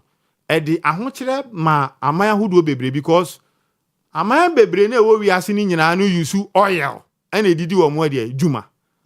Omanhene so hu sa linkage no. That's right. And dia ye ka say the Strait of Hormuz area ho nyina omo supply wiase afọ na nyina oil no hanchichemu adio no. When is no ka say Iran for ato straight ni mu. And Donald Trump ka che NATO ni na allies say omo mebo na omo nko omo fo so Iran mo mie. On say UK say sandokwa na omo nko. Germany say sandokwa na omo nko. Almost all the NATO allies say no, they are never going to join that war because at the end of the day no Trump be na ye NATO any Iran war. And clearly linkage wo we mu ni say fa ngo de ewiase afa na nyina obi awiso. Russia and Ukraine, Ghana, oil say na free Russia and Ukraine. Yam fire oil and free Russia and Ukraine. Bra me wa Germany, and am who say Germany mpo. Countries like that no mo enya ho kire bebre wo Russia and Ukraine to come. Because Omanhene, uko Germany a gas omo de heating e wo dem no. Bebre na omo de free Russia and Ukraine na ba. Bebre na omo de free Russia and Ukraine na ba. So for countries like that, you could say account omo. And it's all international political economy. Ontimi mie wan nga say bibia akoso bia obabia no eka obia ejina adekode a ewo sa ntokwa ni mu ana adekode a ejina ntokwa ni mfimfini ene ebetumi aye dey ahweso aka. For instance ampa Russia and Ukraine time pano boy e din Ghana because a wheat bread no almost wheat in bebre na ho na na e di free. I say iron rods bebre so. Yes, but largely even for iron rods you can say nye nipa bebre na use iron rods say the nipa bebre use fuel. Anameboa. That's a fact. 99%. Yes, just look at fuel. Enti ade no a that's into mampanyi mama ka say be ka Ghana. Die ne wom fa anwo ampa. But Omanhene ada na eduru ha. Na MPP for na large MPP NDC for nka no kra ne nka I will not go that line. Meto me bo ade enchi. I was surprised at large yes sir. But me yes sir. 2015 video be called around Owia. Now my lecture be was Central University. And all three NDC for Saturday NDC na wa bam. Say ade na exogenous factors. You can exogenous factors are. You can your my free amanonia ebe pemi yen. Endogenous wa de wo omemu heye exogenous abontin. But me also want to say exogenous factors. Abe pim Ghana na eja omanya akan. Omanhene 2015 unim de na ekoso. Na ewiase afa na nyina amanye produce commodities no meka cocoa gold no nkeka ho no. Na ni nyina na ne bo ba form. And do here 2015 economies e West Africa nyina go into recession. The ambassador make say economies ni nyina si wo mutrase. Esan say new mo de kwa amana ne koton ni nyina abo ba form wiase dwaso. Ghana nko na nko recession. Eno ho asem na ba me ka na o sere se wonti ase se aba tra Togo, aba tra Nigeria, aba be kan Ghana. Eno na nkofo se ya na Russia and Ukraine aba de o kan no rafia na. Anytime be am ka say Bawumia has been a very polarizing figure for Ghana's politics in terms of truth and candor. In terms of truth and candor, he's never helped. Obe kan no kre e wo ya man same. But the truth of the matter is say we are self and economists, no, they are interlinked. Hugely interlinked. The economists are interlinked. But the woman are ASC, no, and on the level of effect. And ye bibia keke. But that's the making what you say. For instance, Ghana ye fa oil ni bebre free Nigeria. And this entokwa si Nigeria si ye oil no ye beko ahohihim. Edru bibi nso ye fa be free Saudi. And the Saudi impatem ho say ntokwa si ti say the edru mi bia na Iran for ato bibi kakra ko Saudi because o me American time so. Omanhene benya problem. So me conclusion ni. So man penyin John Dramani mama kansa odika. But the American say Omanhene me call school or Lagos Center for International Affairs. Is the lead institution for training people who want to learn international relations or Ghana. The see what we are saying. Linkages no I dan term no. And then you hear the argument. The American me chirechim ebia obi MPP ni a. Oh, yeah the MCA nyintum affect obia. I mean the person can say that. But yeah be family no na yanya kwani achichi. But Omanhene and your mommy and son and they determine oil prices at the pump. You're sure so you're aware. Taxes, world market price, and exchange rate. Dollar. Of the say on says one barrel no $106. Yeah. You already last year budget. Expected say bet my hit 150 crowd. Yes, you already last year budget no. You pay one barrel no at the rate of $74. In Ghana enya windfall. No. MPP for that Roma enya windfall. Because during the MPP time no be free power no. First na get me produce 90,000 barrels per day. Now Jubilee fields. And now we free power na 34,000 barrels per day. It means that you can't give it me enya as a windfall no. And I idea better from because Omanhene investment be in our oil fields. Why did it come from 90 to 34? Sure. So 90 because then no the oil fields were working. And they didn't working. They didn't invest because I remember say here and I need it all. Contractual agreement into move free Ghana they left. But that's it. But just what I say. So say before na ho and then ke beto oil kase more than that. You are buying now. Because the exchange rate no yes. Thank you. Mamemra Alidu. Honorable Alidu Mamichio. Yes sir.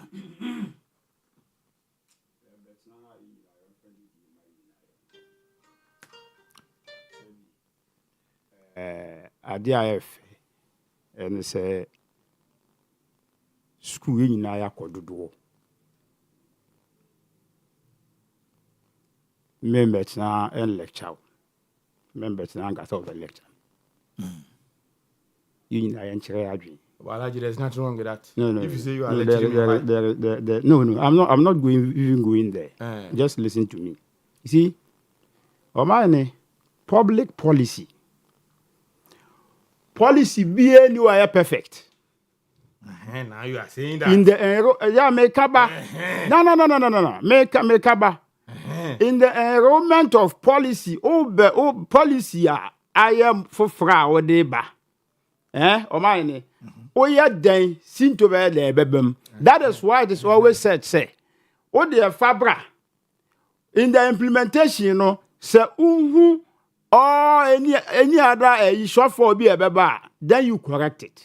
On a me patron. And no, you're better than the or so, no dear. On Fabi Grandma, Emma uncle who seem to be going away, BBF. Look, public policy. Masters over your public policy, and feel public policy throughout the year. But you see, the air cacusin, and say, Mo and some more catch a Ghana for. And then I'm mobile and chimu catch and say, Mo 24-hour economy now, Moka, and you people are changing the narrative by now. Debbie. Allow. It is a Debbie. Honorable Asia allow. Mo manifesto. I told you. Everyone am di Gina so catch a Ghana for nyina say. Mo ba. E mabunu nyina sabia no dey say relative. Ebenya adwuma ye because ebeye 133. Adwuma ba ko nipa miensa na ebeye. Sana mo kan wo Ghana ha nyina. Baby anywhere mo kan say ebeye optional and as be ebeye demand driven from the public sector private sector say private sector no pa. No akwa there be mo kan say because am mo your campaign. In any case, oba na be dia na be your mampani na oba be mu a. Public sector na wo ho to me. O was to me and I say private sector na was to me. E de na mo kan nyina na mo kan no. Hold it for me. The 24-hour economy encourages a 3-shift 24/7 operating system. Example, 8 hours per shift to boost industrial productivity. Yes. Primary focus on agro-processing, pharmaceutical manufacturing, ports and harbors, customs and the DVL. A government is supposed to offer tax incentives, lower interest rate, and special financing to companies that sign up for the 24-hour program. It will enhance security, lighting, and better public service, passport, cargo clearance during night hours. The aim is to reduce import and increase export, especially under the African Continental Free Trade Agreement (AFTA). Oh, fine, good. Ekusi baby make a kusi. Make up Debbie. You know say. Debbie. Oh, but the bottom line is it is for a 3-shift. A 3-shift. And the agro processing comes in. Exposure, baby. That is no exposure. Honorable. More private sector. Debbie. From the negative. Okay. Yes. More private. Honorable. Man can say. Honorable. Oh yes, sir. More ban can say. Kasa. More ban. Debbie. Asia. Debbie. Nobody kasa. Oh my God. Alaji kasa. More ban man can say. Most every public sector biano nipa miensa and enya san no mo kan ye meba 133 no asene sen meba Honorable Asia Alaji su every year it is not wholly true. There be every you so every year it's not wholly true, but one thing you should understand it, the Ghanaian youth out there has this thing at the back of their mind, 133. I want to dream. Ghana Libya 133 say adwuma no Omanhene. Na nu mienu be ka Anya Ghana ni bia. they say the Ghanaian youth out there. Anya Ghana ni. Okay, what the man kasa nwie. Omanhene. Omudi nchiremu ba ya ma. There is a video of a young lady who explained it when they had the youth connect, when His Excellency and all the party. I was there. How were you, PSC? Very good. Let's play that video. Or the bar memo abo. I want to let you know, say, the youth understanding of 24-hour economy was the 133 say. Even an industry, private, in a community, it's going to take 3 people. a certain lady or bone din ho. No, Now we my call 8, now we call 8. Now, by I'm more So they incentives. understand You know why I like these discussions? Neba. It's only there is that mindset say. Good. But yenti rano. When you meet the professors, the doctors who claim they don't understand 24-hour economy, when you meet the professors, the doctors who claim they don't understand 24-hour economy, tell them we the youth they called lazy.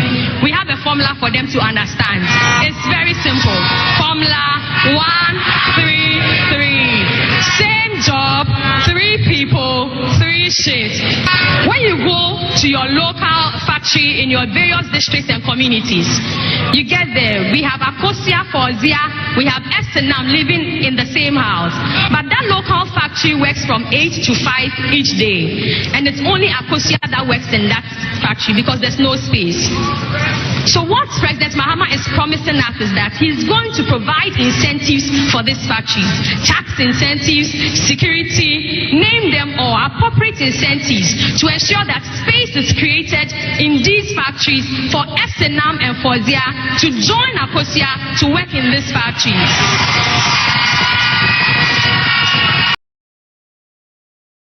Omanhene, we are okay. Sebi, Ede na wakana fufu. Ede make any be an okay. That's exactly what And Chigamuno swamo, on our bambus, Momo de buy, no, de buy to the sense. Felix Quachi for Suko can say, why you cry in your being dear in Meboa? What? Yeah, I like. Many one Cocasa was sister stage or previous stage now. Aye. Yes.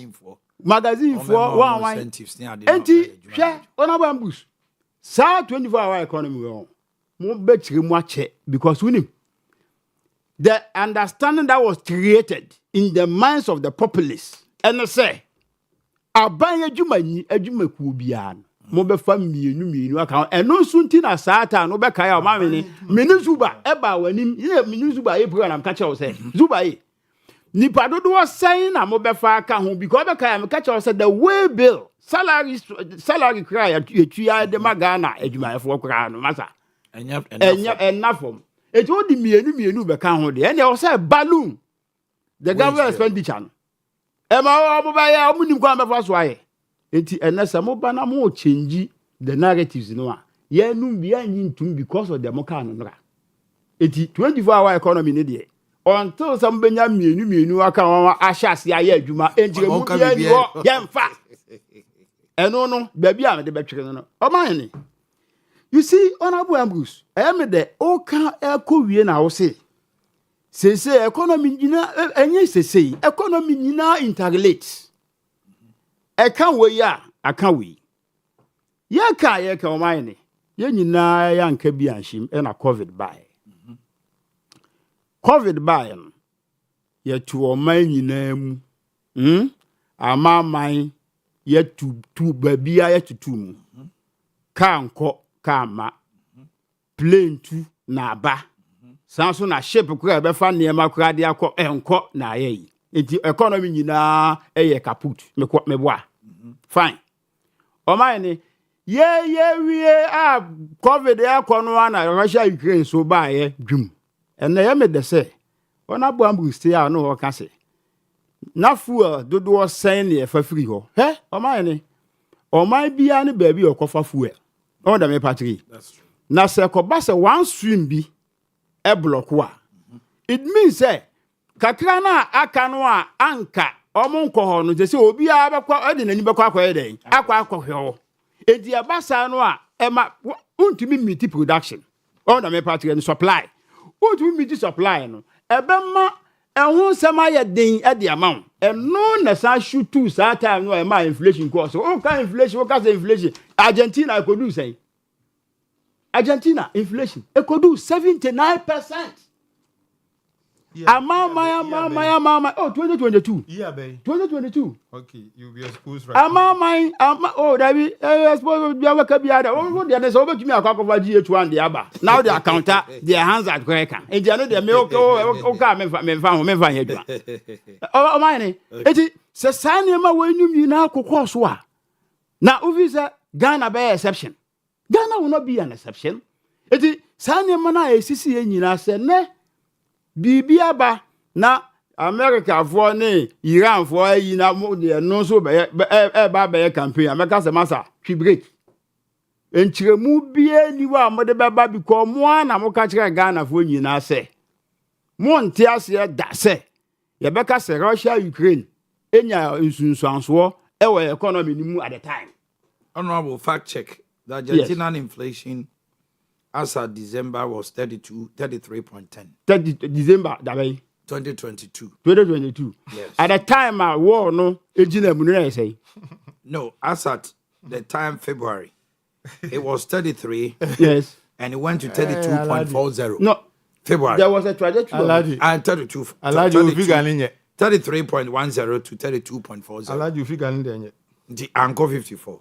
Anko 54. And you know when you about fast. Anko 54 are fine. That's it. Let's move on. No problem. But why? O my bena that time. The inflation Anko so. Obia the cost. Thank you. So the makeup but it depends on the rate. It depends on the rate. Fine. Ghana's own was at a very increasing 54. Rate. Was it at the worst point? Say the whole world. Say they know we can. Or say we use Sri Lanka na Ghana na it was. Ghana's currency. Your currency. Main kind inflation. Can currency. The inflation. Make extent of the currency. On kind inflation. One kind inflation. He spoke about currency. I mean, can't inflation. The two are different. Will you link inflation to it? But I've already made my argument. Why are you resuscitating? Because the first of the matter is that you painted a picture as if say Ghana was the only country that was hit by that, and for that matter, the inflation skyrocketed to that limit. That's why I was asking. We use Sri Lanka free war. Ghana, you see, Ghana na Ebola. My example say Moody's. Junk, Moody's and Fitch, no, Moody's never one. But the bottom line is, by the time you were leaving power, it was 23.7. Oh, of course. Which was so bad. Which means a free 54 number. The trajectory had declined. Because that's why we were saying, say, because at the time now,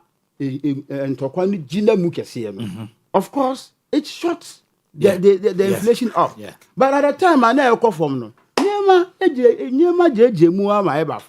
know, fine. As to whether you see it as anything. But look, even with that, we were paying salaries of workers. What were you doing? Even today. And you have worked to have come to you. And now I can say a teacher for workers to have call. So you see, you cannot just say, is it about the figures or is it about the actual output? I also feel in our daily lives say. Abaju ni awakwa ye adwuma no nakatua ye so se obenya nakatua wanya enanyama ye koso no e different matter altogether momo de oti ye se mekanyi nyina na ekodu ba bia de waka cha nyina se o ye tumi ama cedi to dollar mo compete cedi mo compete dollar no ye say but in natural fact oko from one it does not reflect so oka se ene ntokwa aba no ehunsunsanso de aba yes no kre that time no anamo ba ya muti fuel no so eba for mo na ye kan eba ya to $58 me boa e barrel world market that time no na ye ton 14.7 no a mo de kan wa sem na ye ton no se na ye ton $122 me boa so sana etie between 122, 115, 120. At that time, so now world market ton barrel of petrol and fuel no at 120, 120, 116, 122. Say now we ton it is about $58. Of course, it was a hands you test on the baffle. And nothing I can't say. Mobile no be any one because a reflection of said ye sit on wa butchery eba sa na wo say de eba it is say eba ni nyina ye ni Ghana fu nyina be abekasa eniema ye ne ye de be yan fato on de moka no nra ene NDC moti wo no boda bambus mo problem kese eye nsem a moka no nra anka na ye news eka o mai bi a be ka o mai bi ye nyina ye ti ase say Iran any America nya ntokwa ehunsunsanso no ebi be ka Ghana But the DNT and the moon to mean can because Russia Ukraine by and also Monty be that. And no name a problem. Oh, of course. What is the linkage? There is linkage, of course. Sure. Read. And do na free ba. You free Ukraine. Fertilizers. And do na free ba.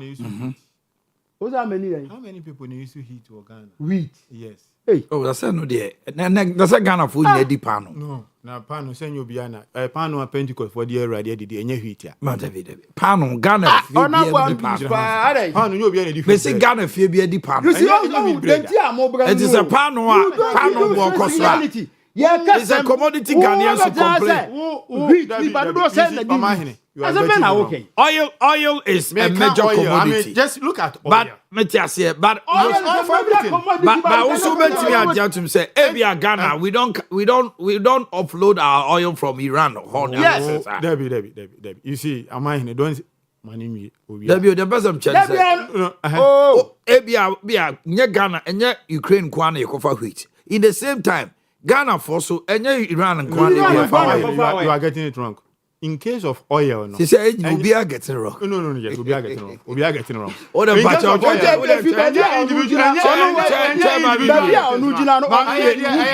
okay. OPEC release. I will come back to you. Actually, demand. It's OPEC. Individual countries. I have here. Let me do my best. This Mrs. Florence Abner Champoma Boating, who leads UK. Ukru Nanaya Amo Odro. Any woman in our same outrinkwa. Florence Abner Champoma.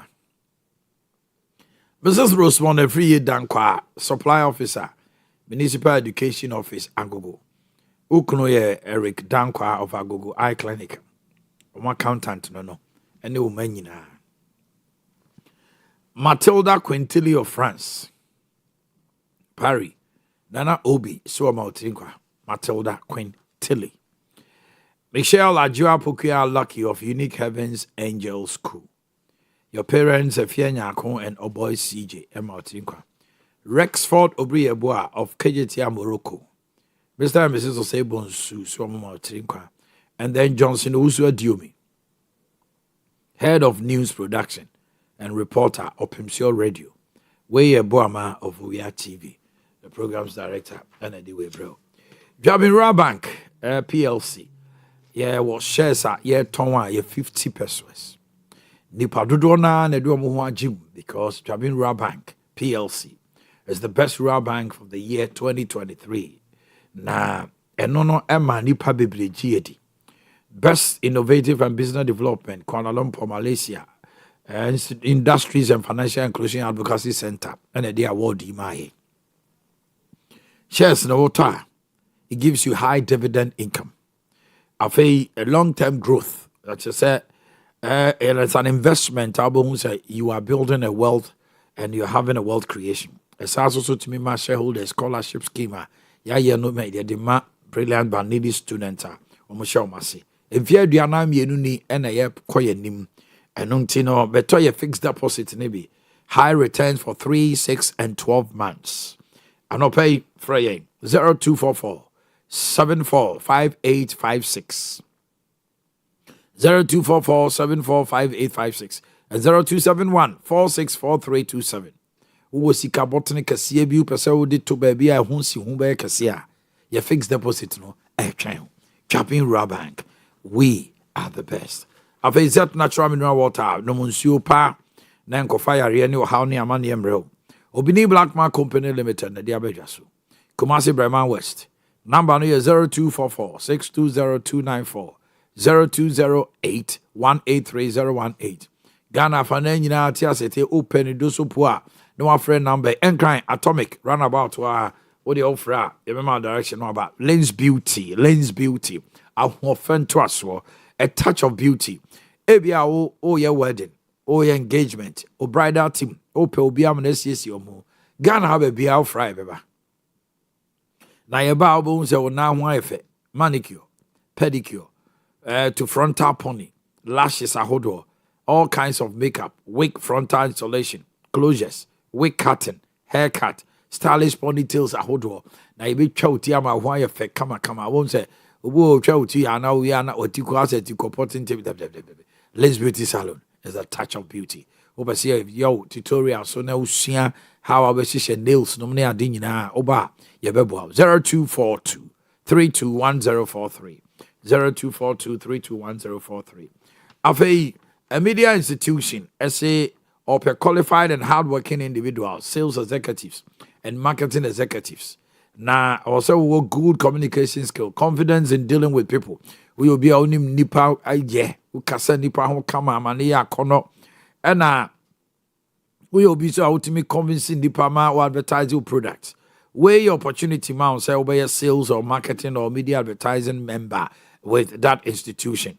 Now omo de abejantino fa we CV any application no eba Owia TV front desk Owia TV we who the front desk executive na odi ejano obetimi a friend number we no aginchire mu 0207 103204 0207 103204.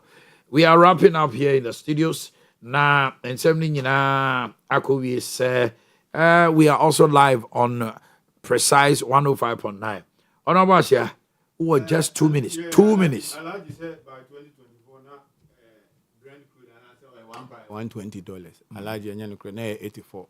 84. Yes, a bit much. Mama, yeah. When I walk at the 120. Me say at the time no one to Panigine. El Corso could do 122. No, that's not even true. You can verify. No. The averagely you could count it around. What can be before? No. Even in 2020, man, don't put words in my mouth. You can check. Omanhene second issue. Don't do that. This claim say about when to me for Kanya no credit. Me teacher for no me teacher for no picketing no you see Obia you 12 months 14 months abama why no na afa na juma den won tuaneka oh na de enyo na afa enyo bi before na form and I buy be di ade mo next for di ade what ya ma clients are you to omoka hello hold on in trading economics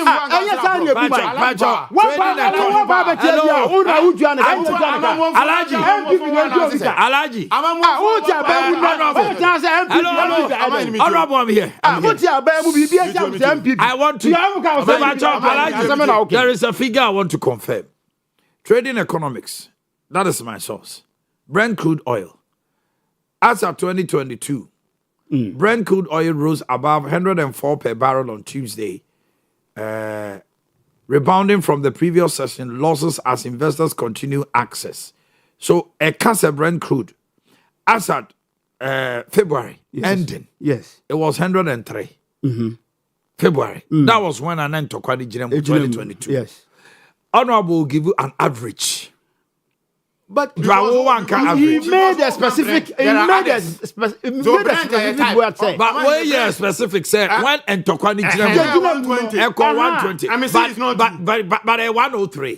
Yes, and I also 84. Me say 90. Who can Brent crude? Okay, crude burn our issue.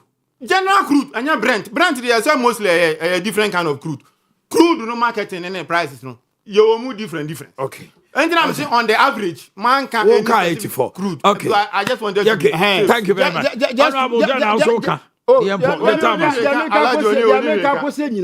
They should be very careful. What you say? Some be to can Owia.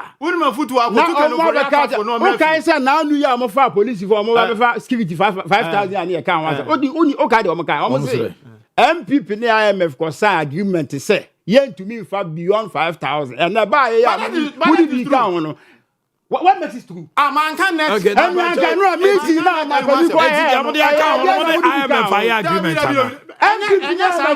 Agreement to be now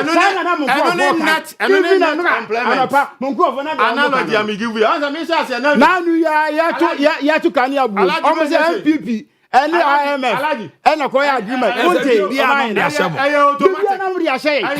make a united say. Untimo near Mouse, who can see Mona Yatu about the Amam. Monjasuna Mumu, Buy our mobile some. What